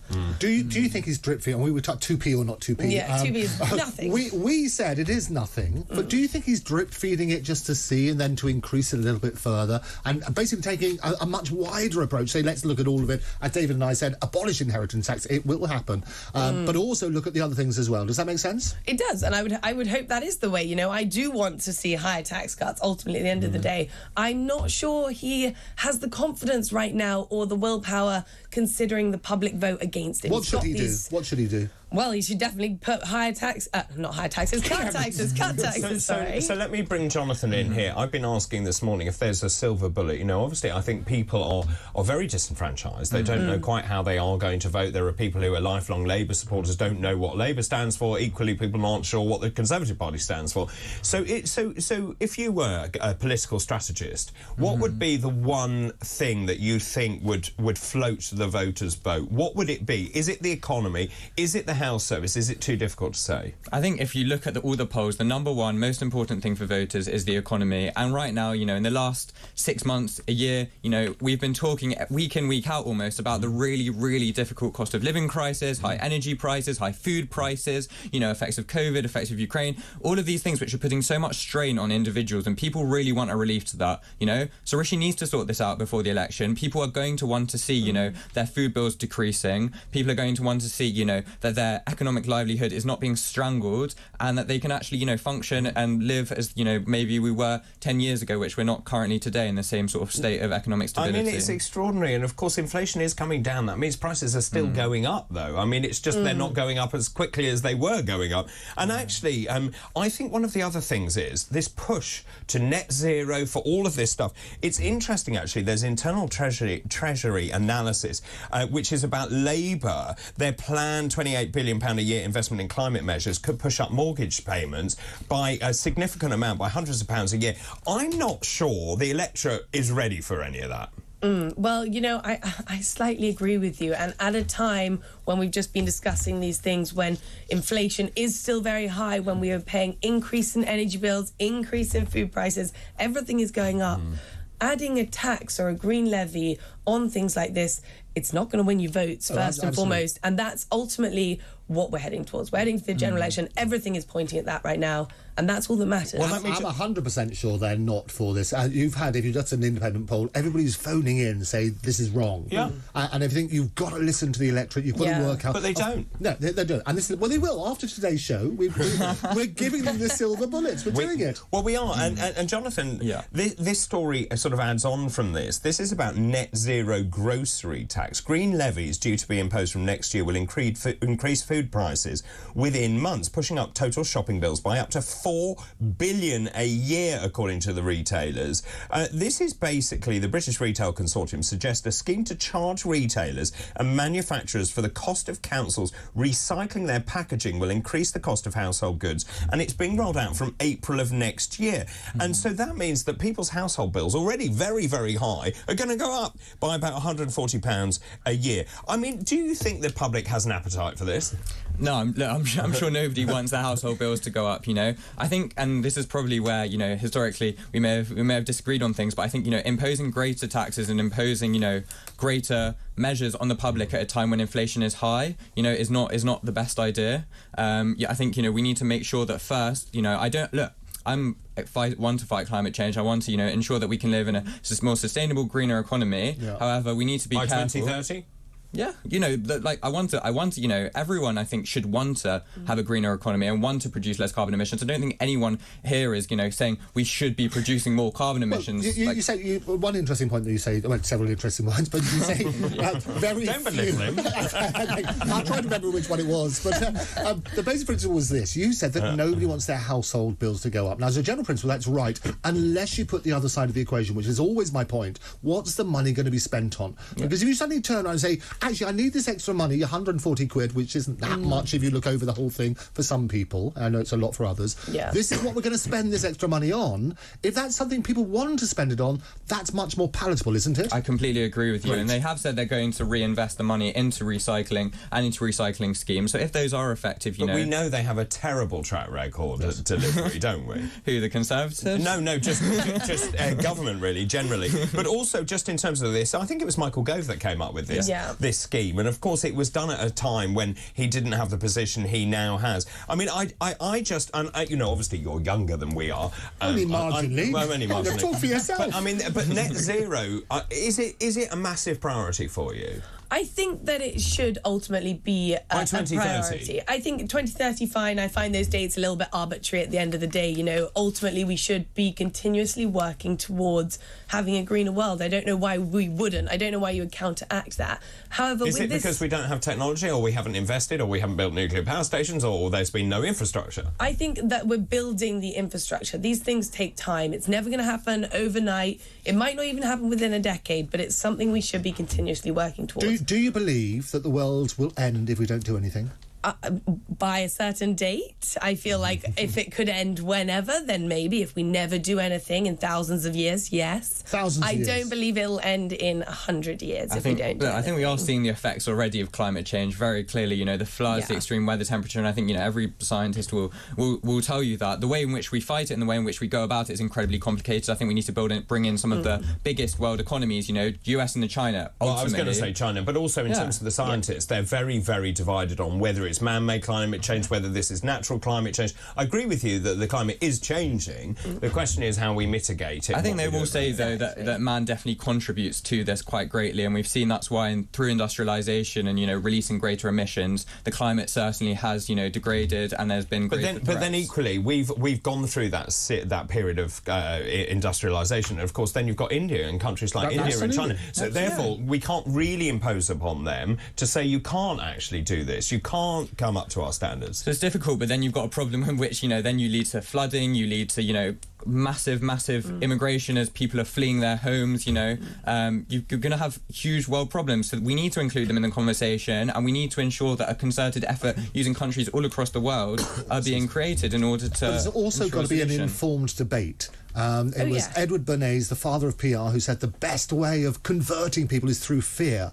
And the trouble is, we all have these sort of headline politics all over the place about environment. The world's going to end tomorrow if we don't do something. And absolutely, we need to look at it. But let's get the experts in to say, these are the facts, here are the solutions. And it's not just about us, it's a global issue. And if it's a global issue, how do we get people to talk? Sorry. No, I was going to say I 100% agree with that point. This is something we need to do together, and everyone needs to come along with it, particularly big countries like India, like China. UK is a small country comparatively, and our emissions are small in comparison to that. So really, we do need these other countries to come with us. Let's move on and talk about something that I talked about yesterday. This is about the counter-disinformation unit yesterday that we talked about. Elon Musk, this morning, is reporting in The Telegraph, has criticised as terrible a secret government unit that tried to curtail criticism of lockdown policies. This is the counter-disinformation unit set up by ministers in the pandemic. It collaborated with social media companies to monitor the activities of prominent lockdown critics and those who question the mass vaccination of children. The billionaire Twitter owner, obviously, as we know, he bought it in October 2022, used one word to talk about this. He said it was terrible. Now, there have been many critics of what happened, you know, many critics of lockdown, and I think we should have had an open and honest debate about them. Had posts removed from platforms such as Facebook and Twitter during the COVID pandemic. The CDU, we think, flagged them to the social media firms. Rennie and I were talking about this yesterday.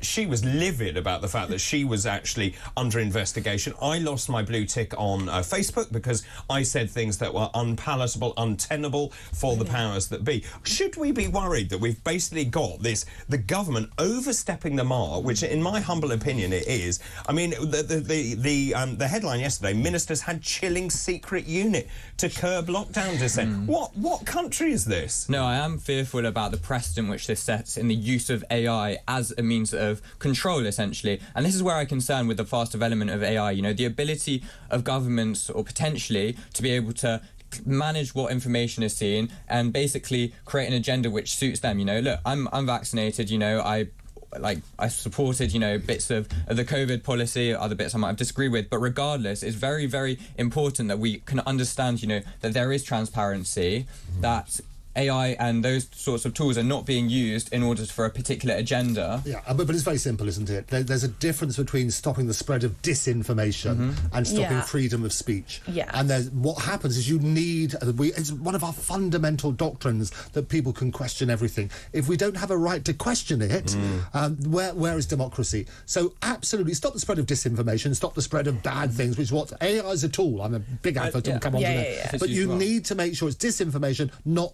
And so, Alexis, that's the point. Does it worry you that when people were freely expressing opinions that didn't fit with the government's narrative, and look, I've been very clear about my own personal views that I believe the vaccine had a very important role to play in the elderly and the vulnerable. I'm less clear about children, about certain other groups and so on, and also just in terms of the side effect profile. So I raised those concerns. Are we worried that you've got the government actually monitoring what you're saying? I think on the face of it and how the Telegraph has portrayed this, it seems very concerning about how we're being monitored by the government and censorship.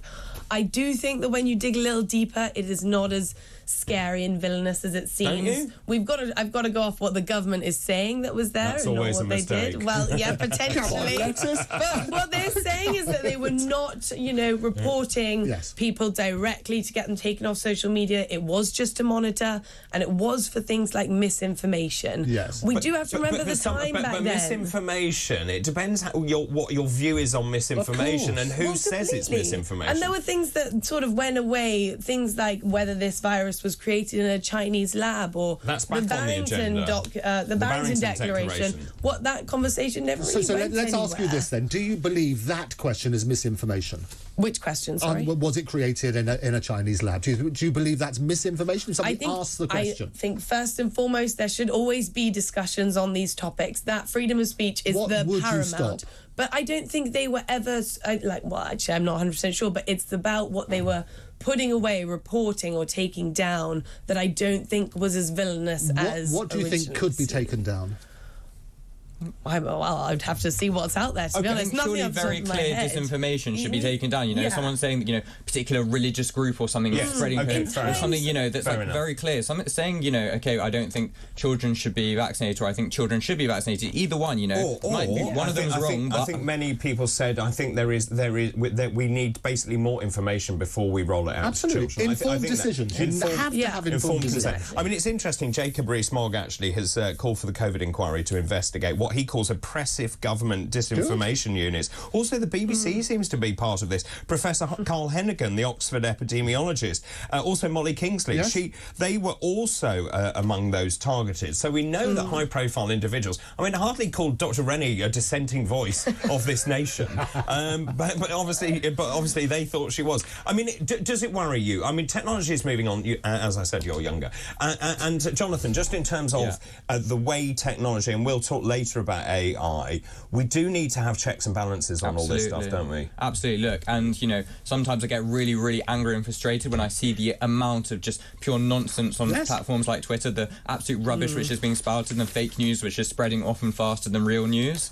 However, it's also important that it doesn't set a precedent that, you know, there's some sort of big brother who can control what information is available and what's not. There needs to be the ability to have a debate on something. So it's a balance, and I worry that, you know, overstepping that balance, and particularly using tools like AI to overstep that balance, does have dangerous precedents. Even in this case, you know, it wasn't so extreme that, you know, the government now runs Twitter or anything like that. And it's the difference between facts and opinion, and so often the two are blurred. And I think as news organisations, so many people say, bleh, and this is an opinion, as opposed to getting to the facts. And the public out there deserve better. We can turn around and say, here are the facts. Now you make your opinion heard, and it's an informed decision. And that changes the dynamic. Very quickly, I do want to talk about the migrants.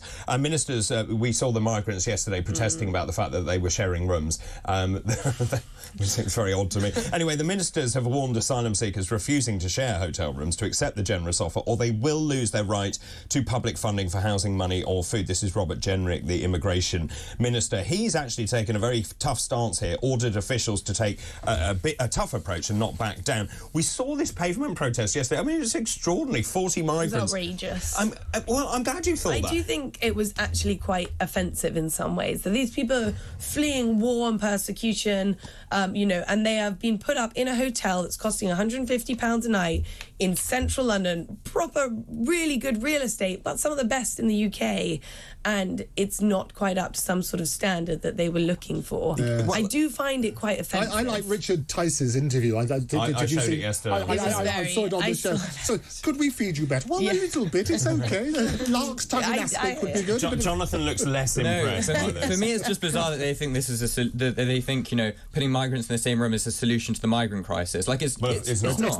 Nobody's saying that. Not really saying that, are they? The optics look wrong, don't they? Yes. What, that they have their own no, the migrants saying... Well, no, the migrants... The optics don't look ideal, but we need to ensure that they're treated, you know, with some sensitivity, because with they respect, are and with respect, you know, which they're not apparently, no, but the point was they Googled it and went on Google Maps, and then they thought the hotel didn't match up to their expectations. I mean, most people... Gave it a bad review. Well, they would have thought a Comfort Inn in central London would actually be quite a nice weekend away. No, there are some nicer hotels for sure, you know, that's an example of one. There are definitely some hotels which are nothing like that, which they're being forced to stay in. But where they're frustrated, I think, is more the fact that they're not being processed, you know, and then there's such a big backlog. And I think, you know, like, I can understand their frustration from that, and it shows just like a lack of respect. And so then maybe that combined with the fact, you know, now they're being made to like share rooms with people with, you know, don't speak the same language, nothing in common. And that's the balance story, isn't it? That's a good point. That's a really good point.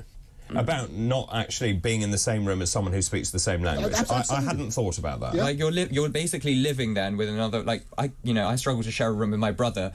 You know, sharing a room with a completely different. He says the same about you. He does. We're having him on later, actually. sharing a room with completely another family. You know, don't speak the same language. Don't come from the same culture. And you're absolutely right. And that's the headline, isn't it? Where we want to scream about sensationalism. If you want to draw a crowd, start a fight. Is what P.T. Barnum said. You worked on that sort of basis. You're right, we need to balance it by saying, OK, let's get the processes done a lot more efficiently, because that's the real issue. But I also think processes will happen much more efficiently if we can get all of these asylum seekers, all of these immigrants, in one place together. So that's an interesting point, because obviously they're looking at disused RAF camps, a former prison site, army barracks and a barge. I mean, many people actually, and I do have to wrap this up, time is tight, but just many people are saying, is a hotel really the right place to put these people, and where you can come and go and have a lovely time? Also spread all over over the UK, it'll be easier and more beneficial for both the asylum seekers and the government if they're in one place, for doctors, for their health, for all these things like processing. So I've got something slightly different thing which I heard, which I found quite interesting, which is, if we think about it, localised regions within the UK hold very different attitudes to migration. So what if, for example, we had more immigrants in areas which, you know, are more pro-immigration and less immigrants in areas which are less pro-immigration? I think that could be somewhat an interesting solution to regionalise it more. Maybe you should be immigration minister. Thank you.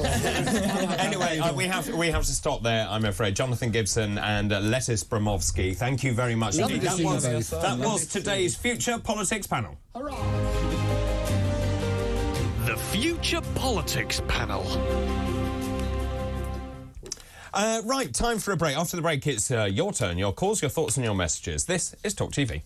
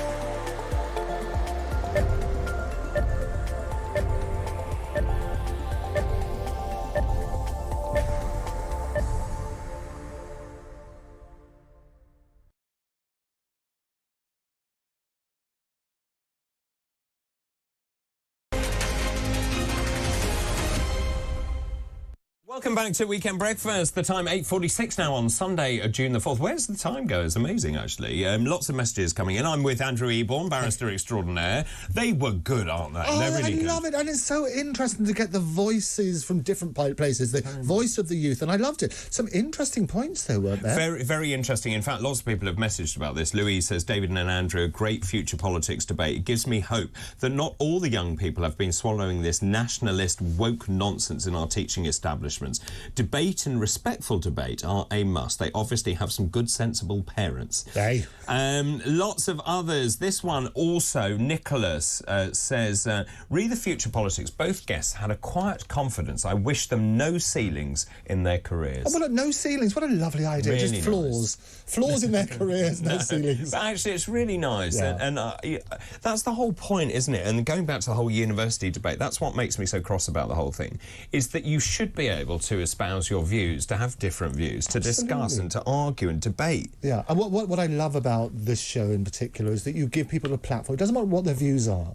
We can set out the facts and then let's hear different opinions because we're open. We're open to have discussions. That's the whole point. It's only as a result of informed decisions and discussion that we can make sensible decisions, and that's what's going to happen. That's what I love about your people phoning in, is they're basically giving their views as to what can the silver bullet. Come on, politicians, this has got to be the best thing ever. Listen to the people. You're making such great points. Love it. Yeah, absolutely. Let's talk to Peter then in Staffordshire. Good Hello, morning Peter. to you.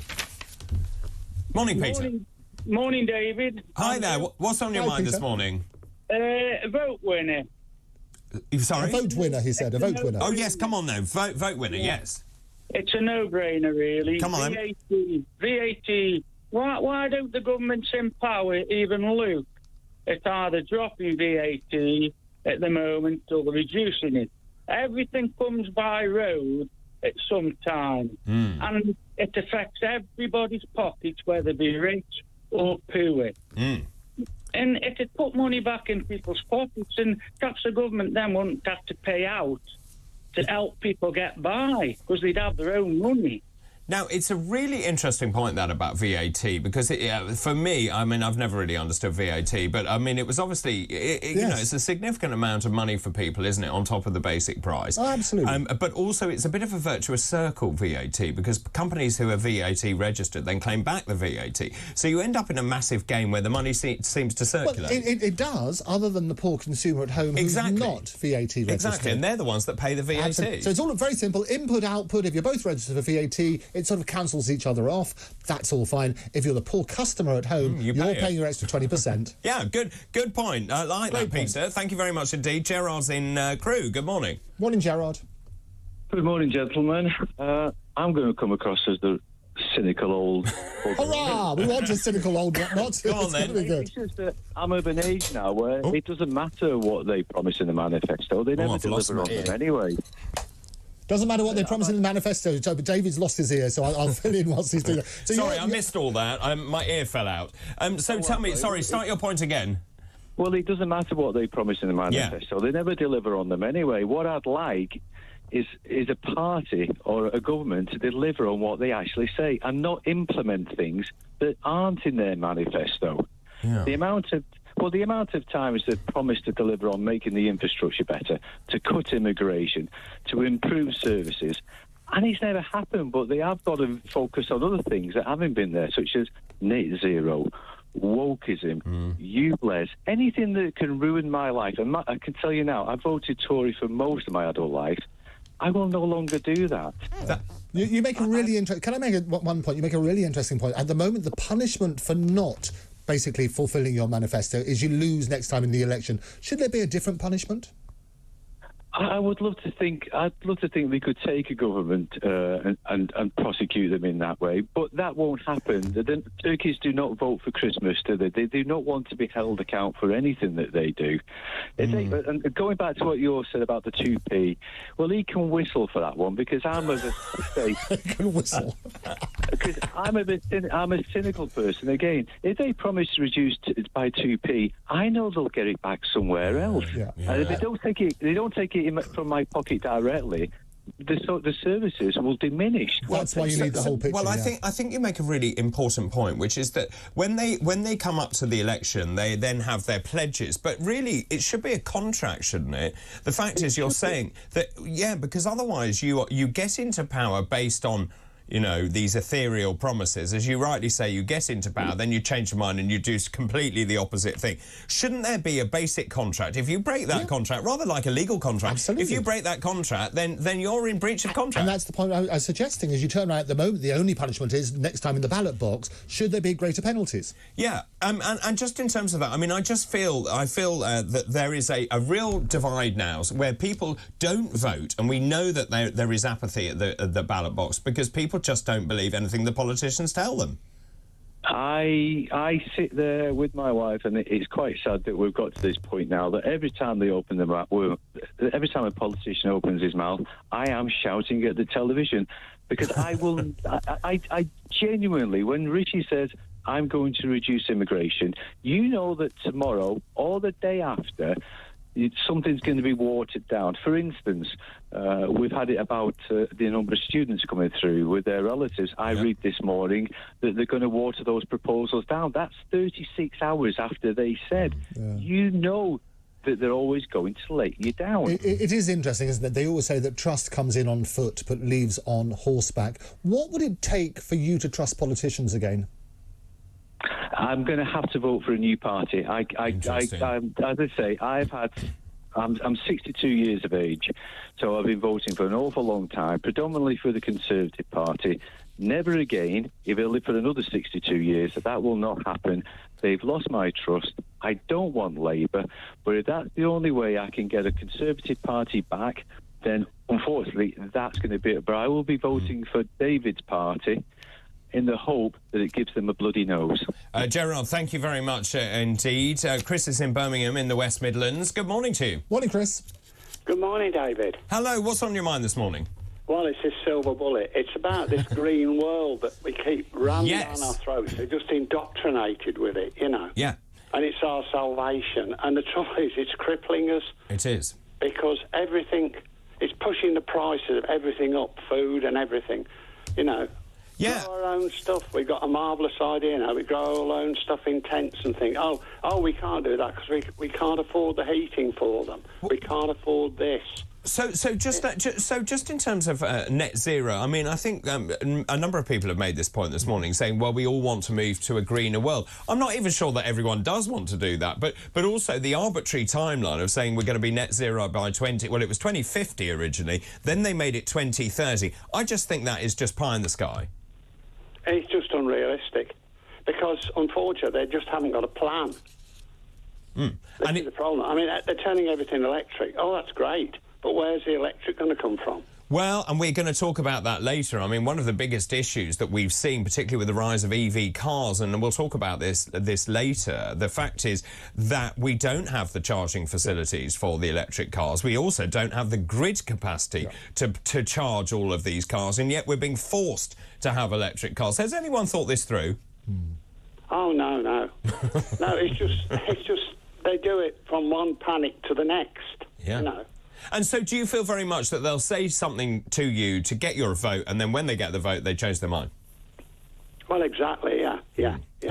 Well, thank you very much indeed for your call, Chris. Lots of messages. I mean, it's really interesting in terms of that, the lack of trust in politicians. And there is something in that, actually, to say, if you stand on these policies and people vote in good faith for you based on those policies, surely you have a duty to implement said policies. Without a doubt. And I think it's actually very sad because there's some good people in politics as well. And that they always say, look, how can you tell a politician is lying? Well, their lips are moving, is what they used to say. I know, which is a real travesty, But it is a travesty because there's some great people in the problem is, as I say, trust arrives on foot but leaves on horseback. And if you keep breaking your promises, you're going to lose trust in politics. What we should do, and what's happening with this programme as well, we're making people understand, hopefully, these are the key issues for the voters. If you want to get people voting for you, build back that trust, which you should deserve. The way you do that is to deliver on your promises. And it's quite simple, isn't it? I just don't get the sense that is what is happening. Let's talk to John in Bradford now. Good morning to you. Morning, John. Good morning. Good morning. What's on your mind? Do you have a silver bullet? Well, I don't have a silver bullet, but I've got some suggestions. Oh, right. OK. Well, they'll do. Sorry, I'm just walking the dog at the moment. Oh, right. I've got some ideas which I think would persuade me to to change my vote, and that is how the tax system works. Now, as far as I'm concerned, what we should do is we should say, right, anybody who earns less than £25,000 a year, right, should have a tax-free allowance of £18,000. Right. And the tax rate between £18,000 and £25,000 would be, say, 15%. Right. And then if you earn over £25,000, you would have a tax-free allowance of, say, £15,000, and then your tax rate would be 19%. You wouldn't get the lower rate. You just pay 19%, and that will cover you up to, say, 90,000. Right. Anybody who earns over 90,000, they wouldn't get any tax-free allowance, and they'd have a straight tax rate of 40%. Oh, why did you go to 40? Well, they pay 45 at the moment. Yes, why did you go to 40, though? Because I thought if you have no tax-free allowance, you might keep your rate lower. Well, as I say, they wouldn't get a tax-free allowance, would they? They still get tax-free allowances. Right. They wouldn't get that at all. They'd just pay 40% on all earnings. So this is really interesting. This is the kind of blue sky thinking we need, because actually the current system doesn't work at all. And I agree totally. I would take people who earn under 20,000 out of tax completely. Yeah, absolutely. It's just ridiculous. Why are we spending all this money raking it, on actually the administration of doing that, when actually it doesn't bring in that much? No, you're absolutely right. And we need to look at both sides, don't we? We also make sure that people are incentivised to get into the higher brackets, because 40% of that is a big chunk, I would suggest. Yeah. But also, I agree, you need to look at that, certainly raise the threshold for the personal allowance so people can afford to eat and Absolutely. eat. John, I love it. Thank you very much. Thank you, John. A very quick call from Maureen. Good morning, Maureen. Hello, Maureen. Good morning. Good morning. What's on your mind? Yeah, the government's there for the people. They're elected by the people. They work for the people. Yeah. I think a lot of people forget this. Particularly the politicians. Yeah, all of them. I think themselves, the whole lot, whether it's Labour, Conservative, Liberal, whatever you like.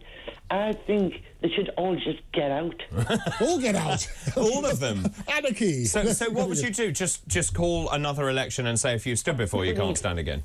I think we need fresh people. Yeah, I think we do too. What do you think, Maureen, of a panel of experts? With ideas and people that are genuine. Yes. Yeah.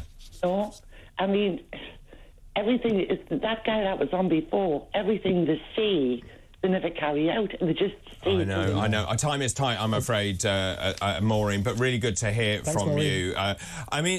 That's the problem. Again, it's trust in politics, isn't it? We need some new blood. We need people with ideas. I'll tell you something else. We need is people who've actually done something. That's always good. Who's actually had a career. Yeah. And before you go into politics, still lots more to come in the show. We'll ask: is the love affair over with electric cars? This is Talk TV.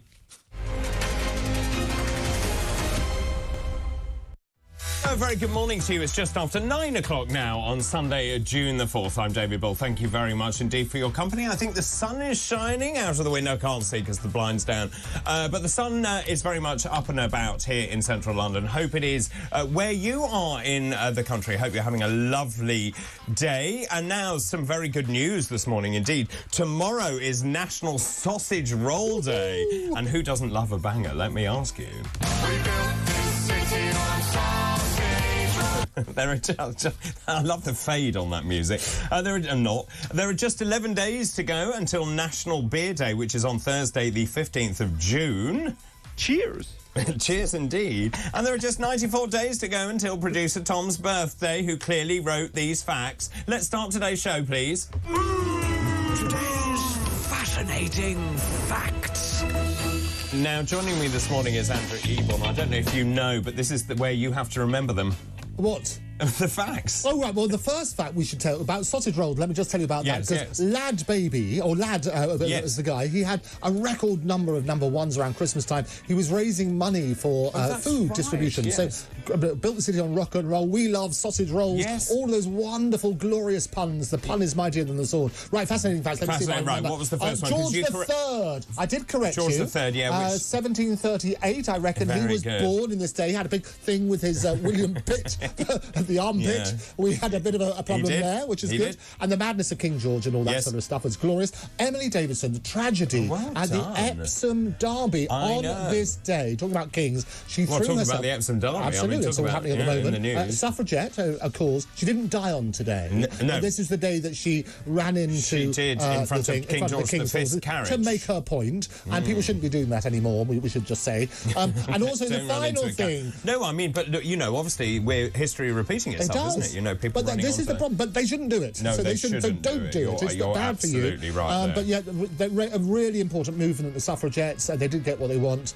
and what that sort of basis. But she died a couple of days afterwards, very tragically. Yes. And the final one, a small group with nobody's ever heard of, was signed in 1962. The Beatles to EMI. Their first song, which you didn't tell me about, was "Love Me Do." Is that right? It was. Yeah, Love me. Love me do. Yeah, amazing. That first signing that deal. We love it, and they're still going strong. The Paul and so on and so forth. Well, he's going strong. They're not all going strong. Their music is going strong. It's like ABBA. We can resurrect them. We'll come onto holograms and things like that. Wouldn't it be glorious to get the Beatles back together again? Now we've got these big anniversaries coming up. Yeah, that's Let's really do interesting. that. I mean, I still think ABBA is timeless. Literally You love timeless. it, but the Beatles are timeless. It is. Yes, they don't have quite the same resonance for me. No, because I'm obviously very young. Well, we could be the future politics panel. Who's going to do that? Well, indeed. Always a joy. Right, from 9:30 this morning, Graham Norton, he will be back on Virgin Radio, where he is providing the perfect soundtrack to your summer barbecue. That's a really good idea, isn't it? He'll be also Get solving... your baps out again. Indeed. Yeah, he'll also be solving some of your daily dilemmas in Graham's Guide.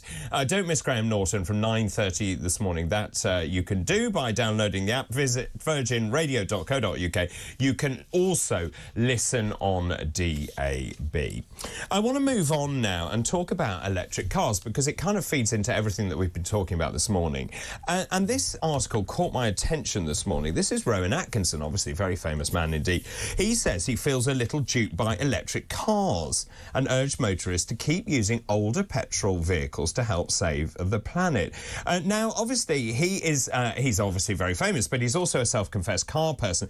He claims new advances in electric battery design will be of great environmental benefit one day, but this day has yet to dawn. He explains how he owned his first hybrid car 18 years ago and then a pure electric 9 years ago. He now thinks electric motoring doesn't seem to be quite the environmental panacea it has claimed to be. He calls them a bit soulless. He says they have wonderful mechanisms, and he goes on to say, and this is what got me thinking this morning, our honeymoon with electric cars is coming to an end. Interestingly, he also studied electrical and electronic engineering as a degree, so Yes, obviously a very bright man indeed, and knows what he's talking about. He also goes on to say, and I'm just going to tell you this, he says that actually the way to keep CO2 emissions down is to keep running our current fleet of cars. If you keep them, say, for 5 years rather than the average 3 years, which people tend to keep them for. Joining us now, Howard Cox, founder of Fair Fuel UK. Good morning, Howard. Morning, Howard.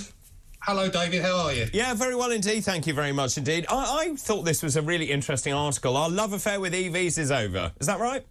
Well, was there ever a love affair? Yes, I've got one.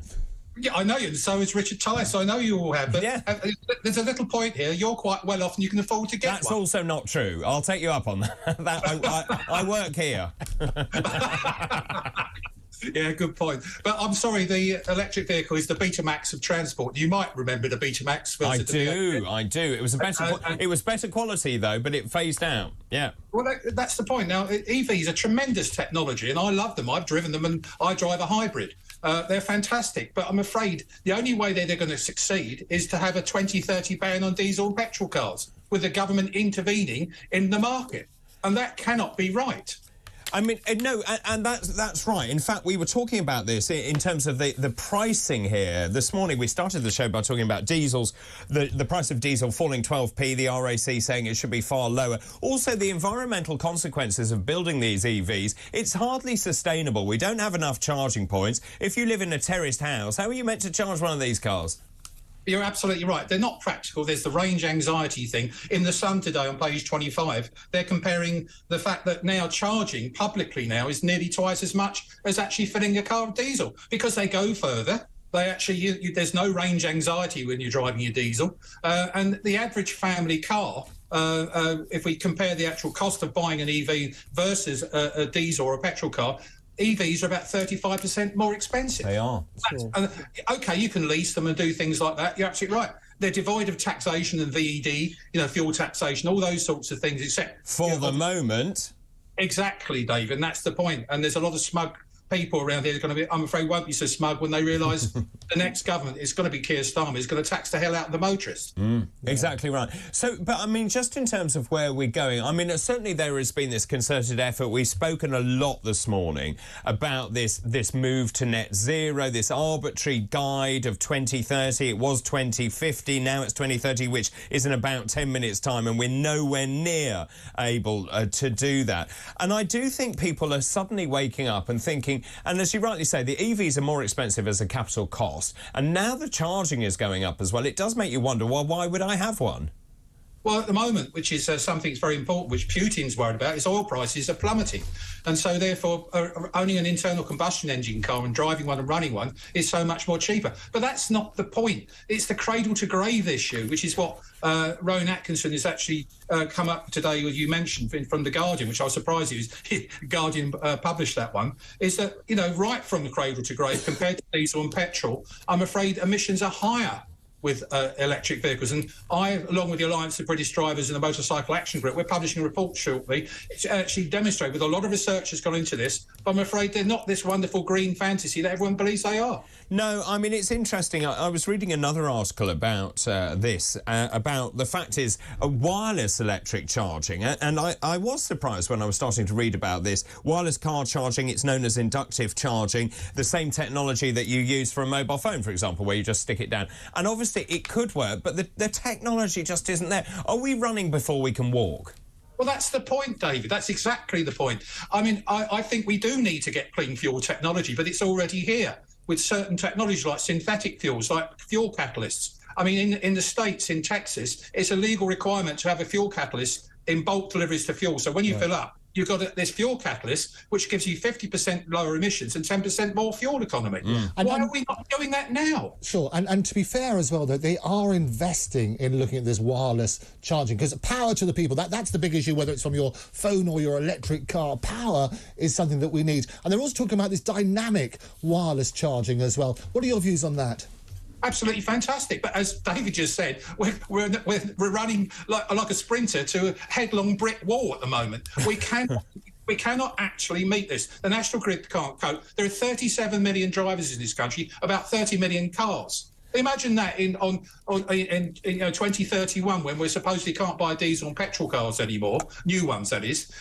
Something like 10 million. They expect a third will be 10 million people charging practically, not just from flats and apartments, etc. The problem, but queuing up at petrol stations. Electric stations. But that's the point, isn't it? Though, Howard, is that when they talk about dynamic wireless charging, that's charging on the go. You don't have to be on. But anything. We're nowhere near there. We're nowhere. Well, I don't know. No, we're nowhere near. Some people are saying that it's not so far away, and the heavyweights in the motor industry are absolutely investing. What we need is somebody to actually give us the facts. So you're right. Well, let's look at some facts. And Howard's point is valid. At the moment, there are only 42,566 charging points in the United Kingdom. How does that work when you've got millions of cars on the road? Quite. Well, and a lot of them don't work either. No, they don't. And you, David, you're an expert in this. You've gone up, Charles, and say, "Oh God, that one's not working." Someone's using the next one. You've got to wait. And, no one's actually costed the actual time wasted in waiting for your car to be charged. Yeah, my sister drives one, and I think it drove her absolutely insane. So she ended up at a charging station. She had to wait for 4 or 5 cars, and then she was there for hours. And then, and you're right. And of course, if you buy more, there are certain models. I won't say which ones they are, but they do a longer range. And since I've had a longer range EV, I'm in a much better place because I don't have that range anxiety you talk about. What's your typical range, though? About 320. 320 miles. Yeah. Okay, well, that sounds okay. It is, but that's the point, isn't it? The technology needs to move on before we then we then browbeat the motorists. Just Howard, you're out and about talking to motorists all the time. What's the sentiment on the street? Well, the sentiment is that you called it a honeymoon. That's definitely gone. The bubbles burst. People just don't trust electric vehicles. They trust their... I was talking to an old age pensioner who's a Peugeot 3 or whatever it is, a small thing. Yeah. It does the diesel 80 miles to the gallon. Wow. Right? And she gets about 300 miles out of it, etc. So you think about that. 8 into 300, it doesn't take it costs about 6 or 7 pounds. No, sorry, about £10. Yeah. But the point, but the mood on the street is they just don't trust the government. They don't understand why we're rushing into this when we should be competing with the clean fuel technologies, like the inductive one. When it comes, I'll be the first to get one. Yeah. There's no doubt about it. But it's not there yet, and stop forcing us into this blind alley where all it's got to hurt is hit people in the pocket. Yeah, Howard, very good to talk to you. That's Howard Cox, founder of Fair Fuel UK. Interesting, lots of messages on this. Nick says, I live in a terraced house with no driveway. I would have to run a cable across the pavement to a communal parking bay. It would only be a matter of time before someone tripped over it and sued me. David, can I correct you? The UK net zero target is still 2050. It has not been brought forward to 2030.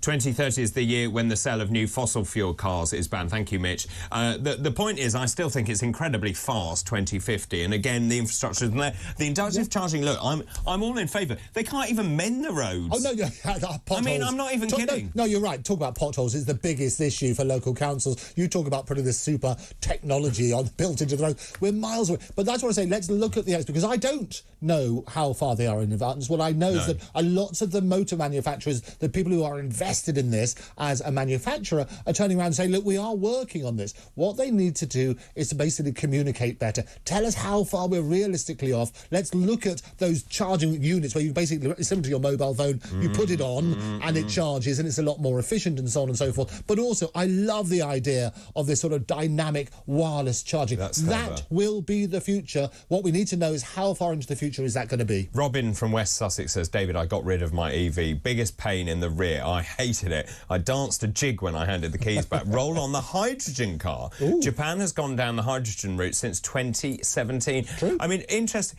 This one, finally, some sense on cars. If I buy a brand new car, given my annual mileage, it would take 27 years to break even on CO2 compared with my running my old car. I mean, so again, this whole thing is, I don't think we're there yet. We're in this sort of impasse, I suppose. And this sort of headlong, I quite like what Howard said, we're running, full tilt into a brick wall. And Rowan's right, we've been duped in terms of that. He feels duped by this whole sort of thing. We bought into the principle, but the reality, it's not right. And we'll talk more about that. My particular car, when I bought it, I was sold that it could do this, it would be, automatically driving, and I've been driving one for what? I don't know, something like 7 years now. Okay. Still doesn't do that. There you go. Still don't do it. Ludicrous, they would say, but not that particular model. They would, and I'll leave it there. Andrew, thank you very much indeed for the moment. Time for a break. After the break, we'll have all the latest royal news with Rupert Bell. This is Talk TV.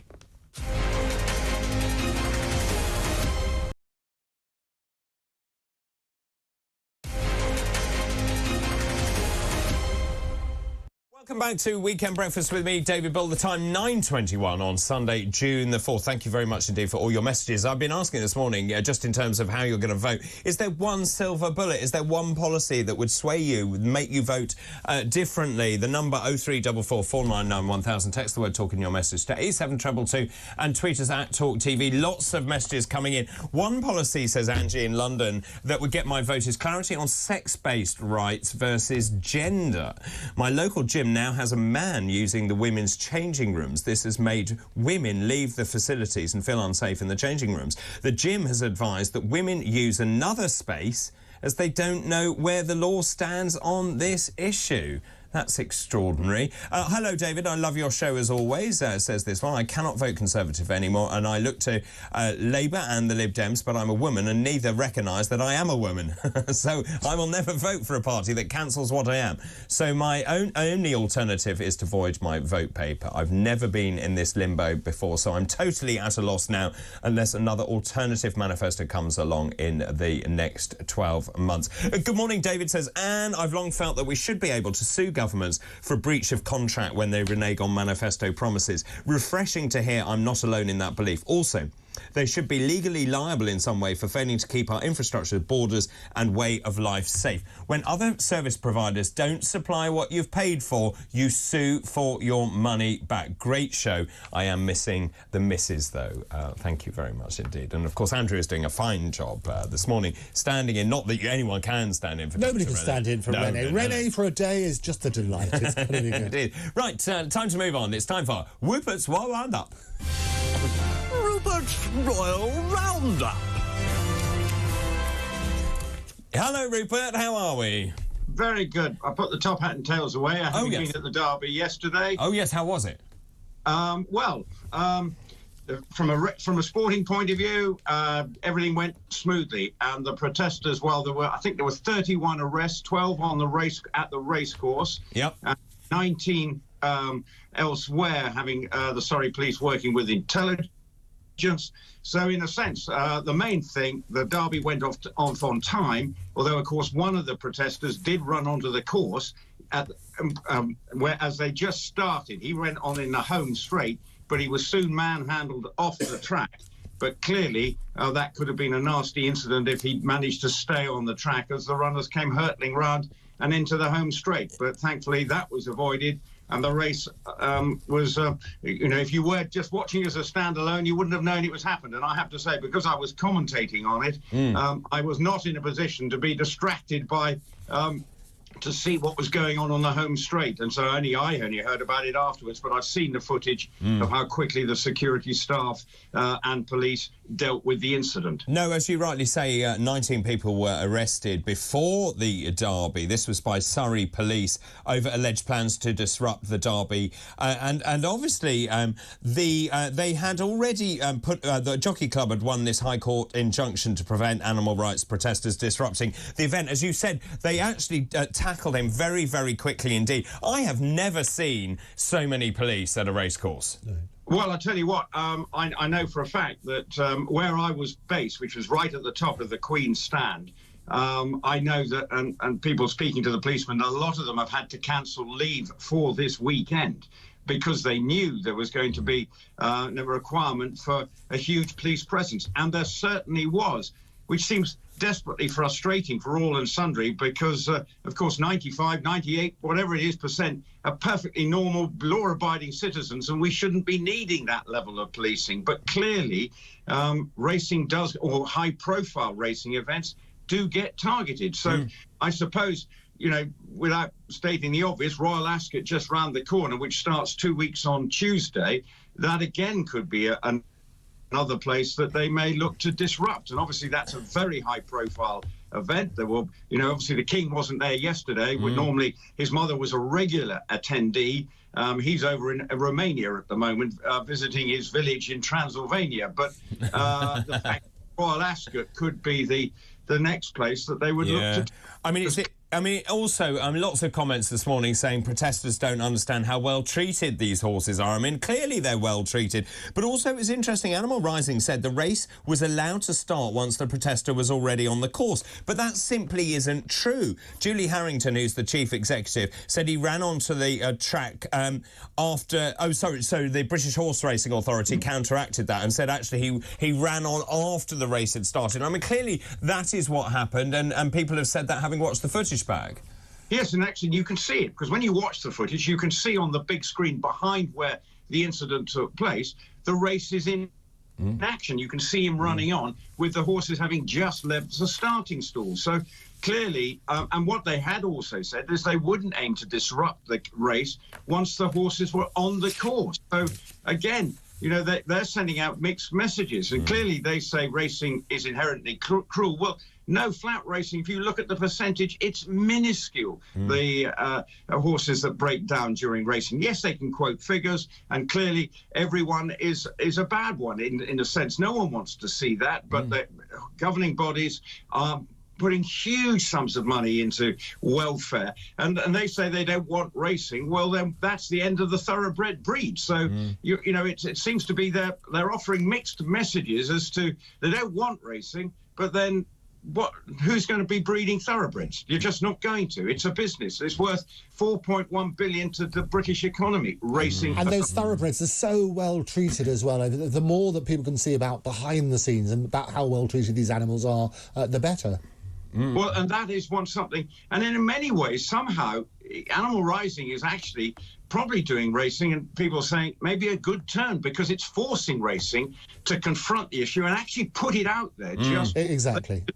And I think that's the important fact. Communication. People realise, because one of the problems is, you know, the horse back in the day, everyone had a horse at the end of their street. You know, every film, you know, Sid James, you have a Derby winner at the end, you know, maybe was pulling the milk during the week, but then suddenly would turn into a Derby winning horse. So there was a sort of connection with the horse. That has gone, and that's one of the problems. That the urban-rural disconnect is manifesting itself more and more. And that is part of the problem, because the horse, you know, we have a thing called horsepower. The horse was the engine of this country. And people have to understand that. We have relied on the horse.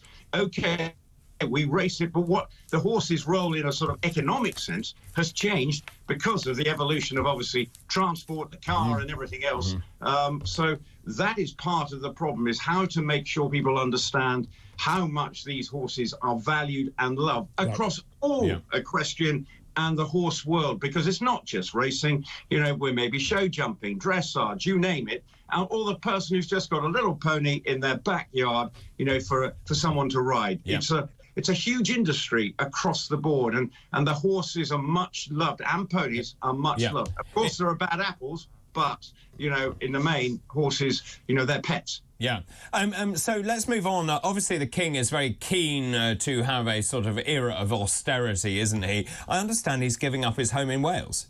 Well, yes, so somewhere where he used to go visit in a lovely farmhouse that he's got, which is used also as a holiday rental. But he knows now that as king, his time is precious, and he can't suddenly perhaps be as quite flexible with his calendar. So he's actually saying, given the number of other residences that he sort of visits along his annual travels, he doesn't need another one that he's paying for. It's part of the Duchy of Cornwall, so what happens is that the Prince of Wales then takes on the responsibility for it, and probably now, unless he sells it, it will now just be holiday rets and everything run as a commercial business. So it's trying to make sure that he's not wasting his purse on things that he no longer needs. And as a case in point, this week, you might have thought he could have gone to that place in Wales, but instead, he's nipped over to Transylvania. We saw pictures of him with the president of Romania, a country that he absolutely loves and has committed to,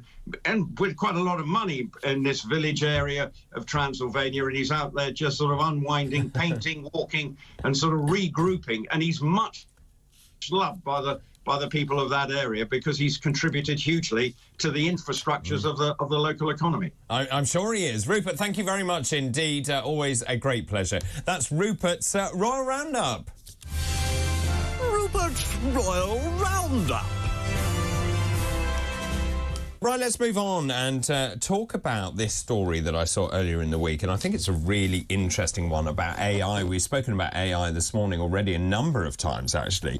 But this article, it says that artificial intelligence poses a similar risk of a human extinction as pandemics and nuclear war. This is according to experts. The boss of the firm behind ChatGPT, this is the head of Google's AI lab and CEO of Anthropic, another major AI firm, have signed an open letter. They go on to say that mitigating the risk of extinction from AI should be a global priority alongside other societal scale risks such as pandemics and nuclear war. This is really interesting, Andrew, isn't it? For lots of reasons. And this comes on the back of lots of people signing up saying, hey, AI has a place. You and I have spoken about this a great deal. AI has a really good place to play. But at the same time, do we really understand almost the demon we're creating, or at least the capabilities of what we're creating? You're absolutely right. And I always say that AI is our greatest human achievement, but also the biggest existential threat. And what this is the Centre for AI Safety, is what they call it. It's a non-profit organisation. And they've invited, with that very simple statement, which you just read out, basically to say, look, people should be looking at this. I myself am a signatory to that statement, because it's about education. It's about understand the threats, but also understand the tremendous opportunities. Absolutely. And there are indeed tremendous opportunities. We looked last week, for example, at AI solving, the superbug, finding a potential cure. Which is extraordinary. So we talked about that story, looking through all of the... Yes, exactly, looking through all these chemicals and finding an antibiotic. I think they found 9 tested, 9 out of hundreds of thousands, and of course found one that actually worked. Absolutely, and also protein folding and so on and so forth. Yeah. It's got tremendous opportunity. It's a powerful thing. I give the comparison of a fork. A fork you can use for spaghetti. You can also stab somebody in the back. What you don't do, and it happens a lot in broadcasting, what you don't do is ban the fork. You regulate its use or make sure that people understand what it could be used for. So great example. Another great example has been a story which has evolved, if you like, over this sort of thing. There was some testing done by a Colonel Tucker Chinko Hamilton, who's the American Air Force's Chief of AI and Test Operations. And what he did, he said he would give this great big speech, and he turned around in the speech, and it started off as the AI drone basically turned on its operator because it tried to give a don't kill order. And what this was an experiment to basically stop surface-to-air missiles. Yeah. And it was reported that, hang about, AI drone turned on its operator to stop it saying no. That story then evolved. So for people who are a bit lost here, so just to reiterate this, he described a simulation where this AI-enabled drone was essentially stopped from completing its task in destroying surface-to-air missiles by the human operator. So the human operator intervened and said, right, don't stop this. Yes. In the end, despite having been trained not to kill the operator, the drone very cleverly destroyed the communication tower. Yes. So the operator could... So, no, I can't hear the operator anymore. Exactly. But this was a presentation, so you're absolutely right. But we thought this was actually what had happened originally, this is the whole thing. And Denzel Washington said, we turned around and it's all about the rush to be first in news, not necessarily about the truth, but the rush to be first. The first story broke, well, hang about, this is happening. This is terrible. AI has taken over the world. It's rise of the machine, as has been predicted. It later emerged. This was a presentation at the Royal Aeronautical Society, who had this wonderful Chinko who was up giving his presentation. And he said, first of all, it was a simulation. And then people said, well, hang about, in a simulation, it's the same sort of thing. It's a worry we should have. It's just been revealed it wasn't even a simulation. No. And he apologised. It was a thought experiment. He said that that was part of his presentation, but he said that he misspoke, and so the media don't get it wrong. It was a hypothetical situation. This may happen if we're not careful. And the short answer is we need to be aware of the possibilities. If we understand the technology, I talk around the world about the great opportunities there are, but also warning people about the risks. If you don't understand what can happen, this will be a problem. Some of the biggest risks comes from disinformation and the way that we have these sort of fabrications, if you like, what are called hallucinations. And we had a great example also in the week with ChatGPT being used by a lawyer in New York, and he was representing a client on a personal injury case, and this particular client was on an airline, and one of these trolleys hit him in the knee or whatever, and there was a personal injury claim. And there was a question about running out of time, a statute of limitation. He then tapped into ChatGPT, give me a few cases which will help. ChatGPT basically gave him all sorts of suggestions, which he quoted in court, very proudly. The judge turned round to him and said, hang about, I've never heard of any of these cases. And it turned out that ChatGPT had made every single one of those cases up. And so the lawyer is going to appear in front of court and sort of apologise and maybe sanctioned as a result. So you've got to be very careful. What it's called are hallucinations. If it doesn't know the answer... Why did it do that if it's not programmed to do that? I thought the whole point was it trawled for facts. Well, it does a bit of both. It's rather like a politician. It never wants to not give an answer. So what happens, it creates little facts. And we had an Australian mayor was wrongly accused of being convicted for bribery. We had a US professor who was accused of sexual assault, which never, ever happened. So we have to make sure that we understand this misinformation and disinformation which could be spread. I mean, it's really interesting. We saw this British computer scientist, Geoffrey Hinton, Joshua Bengio, also they're called the godfathers of AI. They've put their names to the warning. Excuse me, I thought it was really interesting. The latter of those, he actually said said the military shouldn't have AI at all. That has resonance for me. Yeah, I have to agree, and I've said this beforehand. I think automated weapons, you only have to look about the person who stopped a nuclear disaster happening because he wouldn't follow an automated weapon. It's really, really dangerous. What we need to do is to understand the capabilities, but to build in those guardrails, if you like. And Rishi Sunak, to his credit, we punch way above our weight on the stage for AI. DeepMind, which is now owned by Google, was created here in the UK. We should celebrate that. Sold for 140 million. It was founded in 2010, sold to Google for that wonderful princely sum.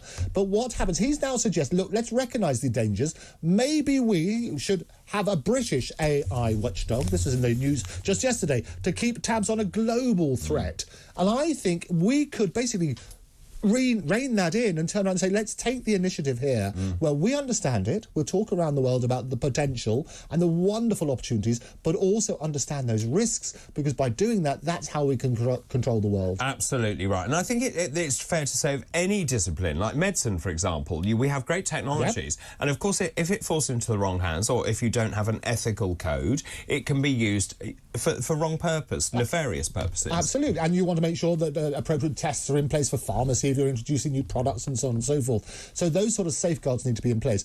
We also need the law in terms of copyright to catch up, because what's happening at the moment, the internet is scraped by these bots. Yeah. It will then produce a new artistic work. For example, we had Drake and The Weeknd. There was a wonderful collaboration which got millions of hits. It fooled the world, but basically it was created. They'd never been in a studio to create this. It was done by AI, but it was a fantastic piece of work. Yeah. Some artists are turning around and saying, actually, I recognise this, and therefore what I'll do is work out a commercial basis on which we can embrace this. That's what we need to look at, but that's what we do. And as I say, I talk around the world educating people about the opportunities, but also getting the commercial realities as well as the threats. But also it's going to be the legal structures, actually, that will always struggle to cope, won't it? So they'll always be slightly on the back foot as the technology evolves, or unless they can get on the front foot. I think you have to get on the front foot. If we understand, this is why I think Rishi's right. Yes. Let's get the panel of experts here and say, what do we need to do? These are the capabilities. We can turn around and be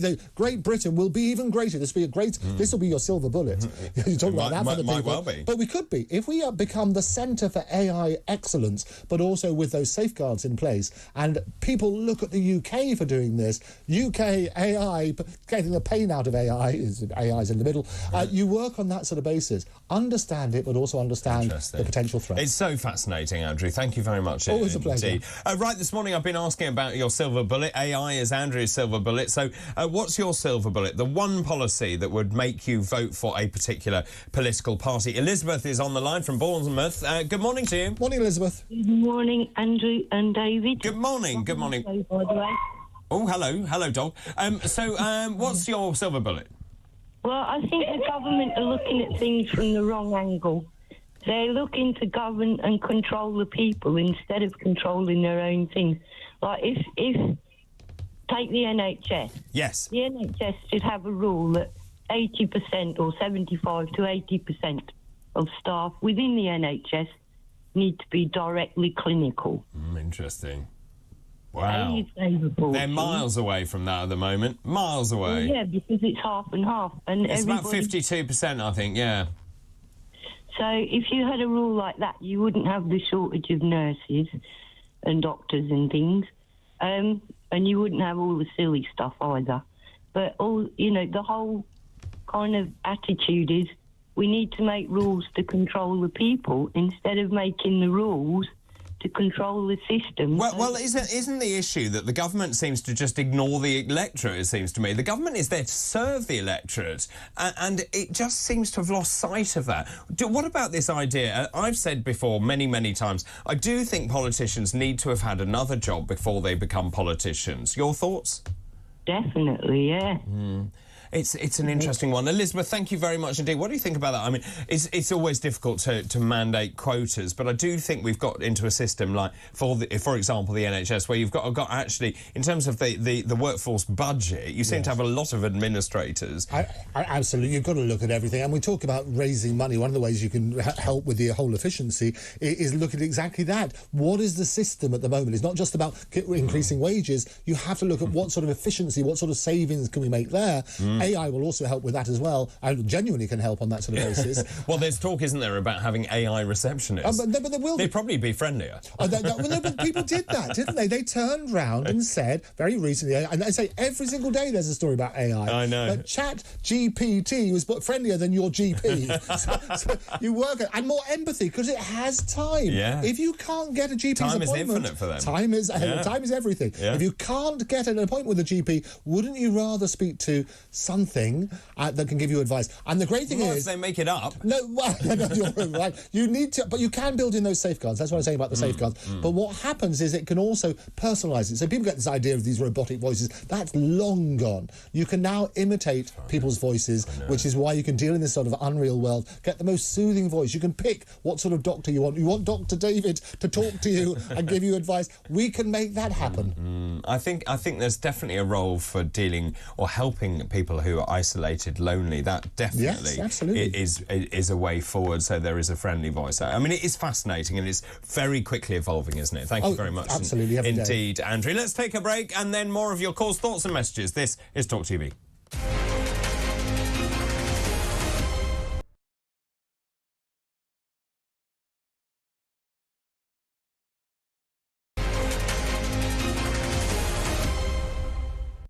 Welcome back to the final part of Weekend Breakfast. Where did the time go? 9:46 on Sunday, June the 4th. I'm David Bull. I'm joined by Andrew Eborn, who's been here all morning. Oh, I'm loving it. It's such a great show. It's flown by. It really And has. I love hearing from your people. Yeah. Your people. They're not my people. Oh, no. Well, they soon will be. They're brilliant. I love the ideas. No, it's really good. And actually, I mean, I think politicians should spend more time maybe listening to people. Yeah, they might absolutely. learn something. Oh, and what I also love, I know you don't do Twitter. The No, I Twitter, do the Twitter. I mean, I know, but on the show, but it's difficult to on that sort of stuff. Don't go into it. The Twitter sphere has gone crazy. They are loving the show. Good. And really lovely feedback. I'm absolutely delighted. Now, interestingly, Dan from Kent says electric car technology needs to get to a centre electric pulse along the road to charge the battery as you drive. That's what you were talking about, wasn't it? Dynamic charging. Yeah. Yes, that's a good idea. Good on. Simon from Essex says, hi, David, the barrister in the room. Oh, there. It's talking nonsense. Oh, good.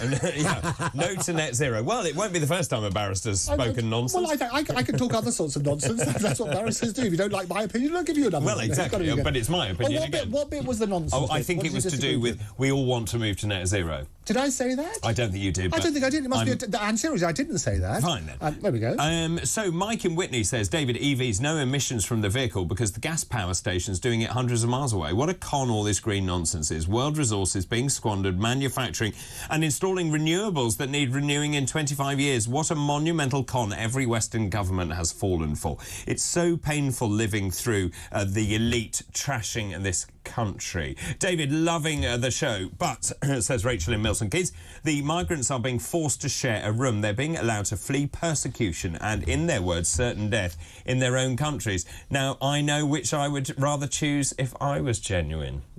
Well, I think it's an interesting... As we say, it's about respect, which we dealt with in the wonderful political panel. I think the future panel, what you need to look at is a bit of both. That's one side of the story. I'm talking about luxury hotel rooms and your lark's tongue in aspic and your wonderful champagne is one thing. There actually is a human at the end of the story. Of course there is. I think it's just very difficult to swallow for many people who are really struggling. Like that sausage roll at the beginning of the show. Well, yeah, no, but I mean, like, if you go grocery shopping, it's so expensive now. The uplift in those prices, and don't tell me that that's all in accordance with inflation. And that's the problem. You put the two stories together, it's the juxtaposition of the stories, the cost of living here, when people have a choice between heating and eating, and you then see the cost of the migrants lapping it up, apparently, in hotels, that makes the headline news. The reality is probably of course, and potholes not being filled and no infrastructure in this country, and people who are paying taxes actually thinking, hang on a minute, why am I paying all these taxes? And that's the difficulty thing. Hi, David, says Mike.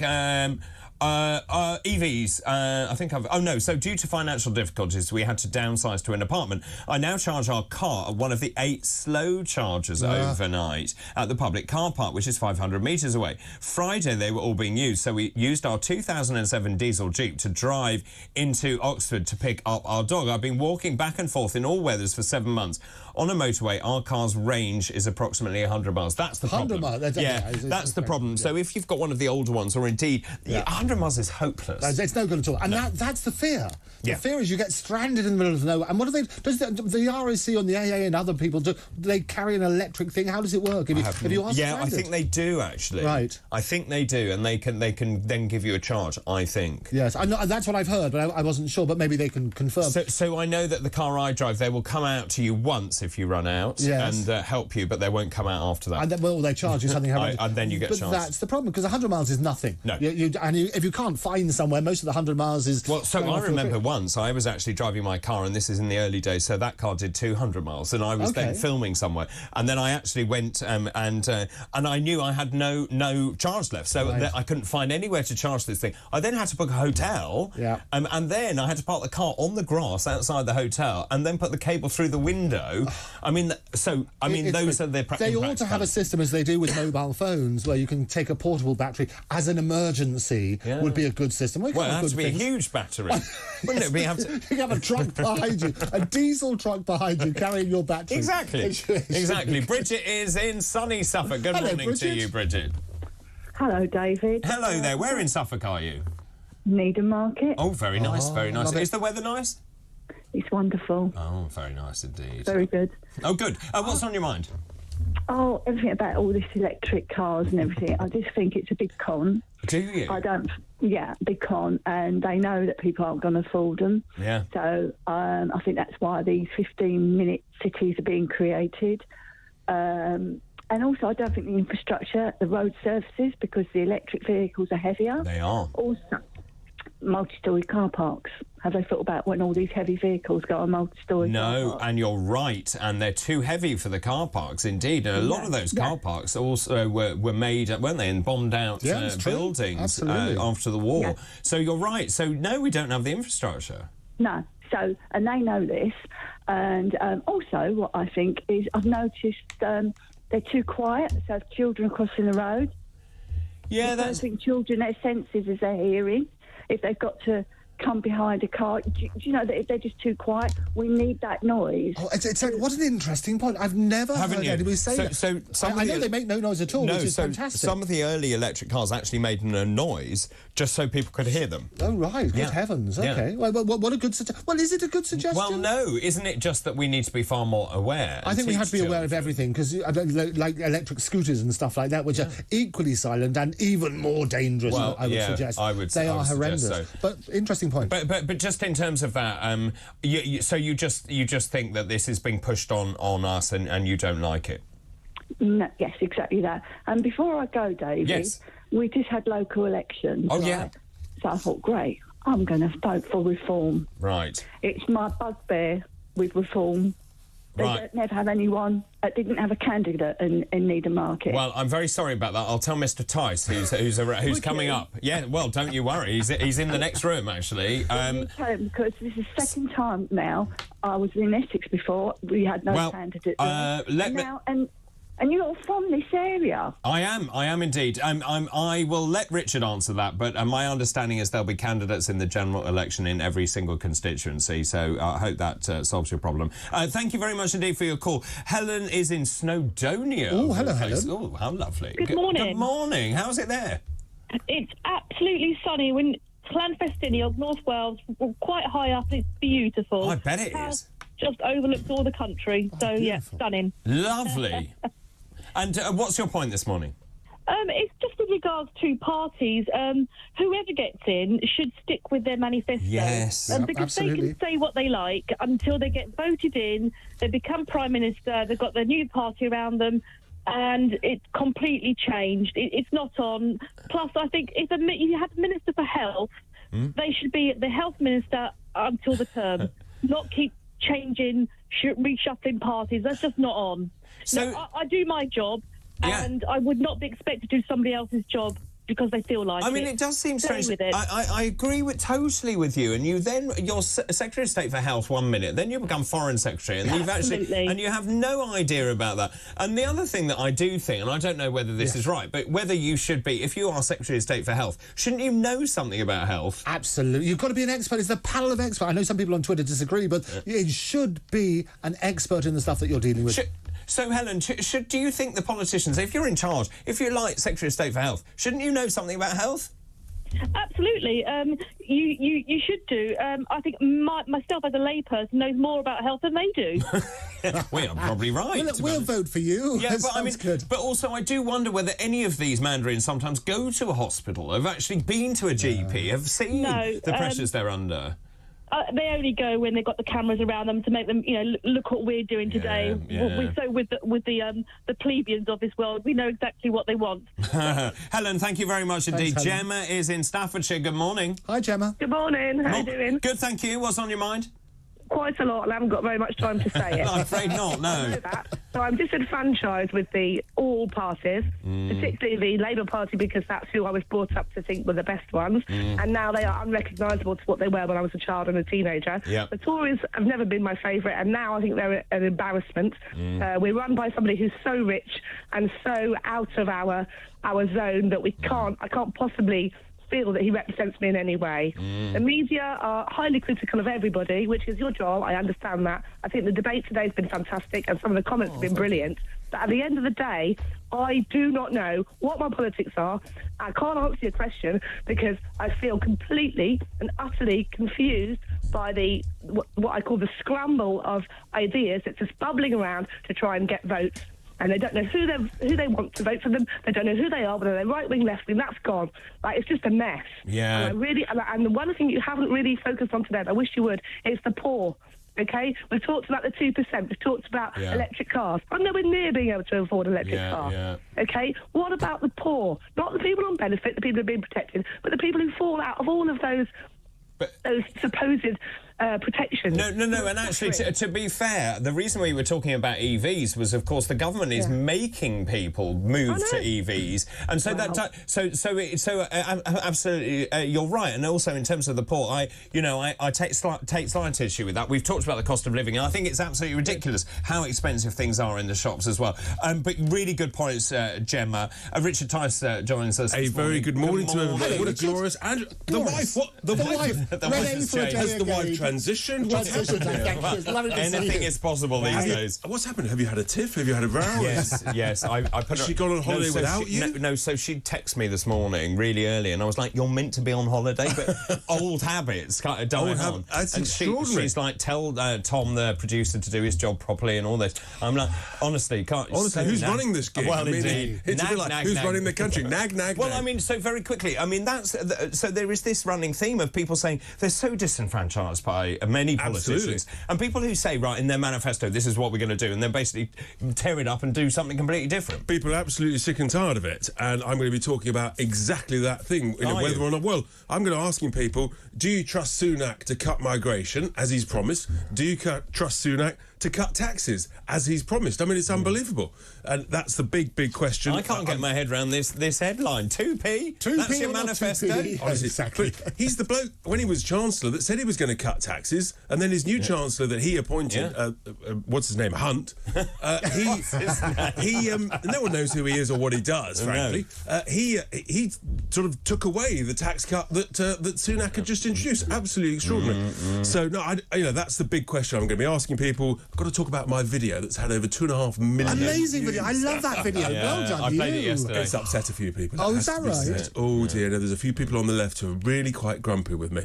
So we'll be talking about that and playing little excerpts that people haven't yet heard from it, if they haven't been listening. Somebody living under a rock who hasn't seen it. Indeed. And very strong opinions on it this morning. So some pretty strong opinions, and we've got to talk about Labour's mad energy plans, because again, that hasn't been properly revealed. So all of that and just loads of other stuff. I also took a top tip from the beginning of your show. Oh, go on. When you're a presenter, don't eat a sausage roll. Oh, wasn't that good?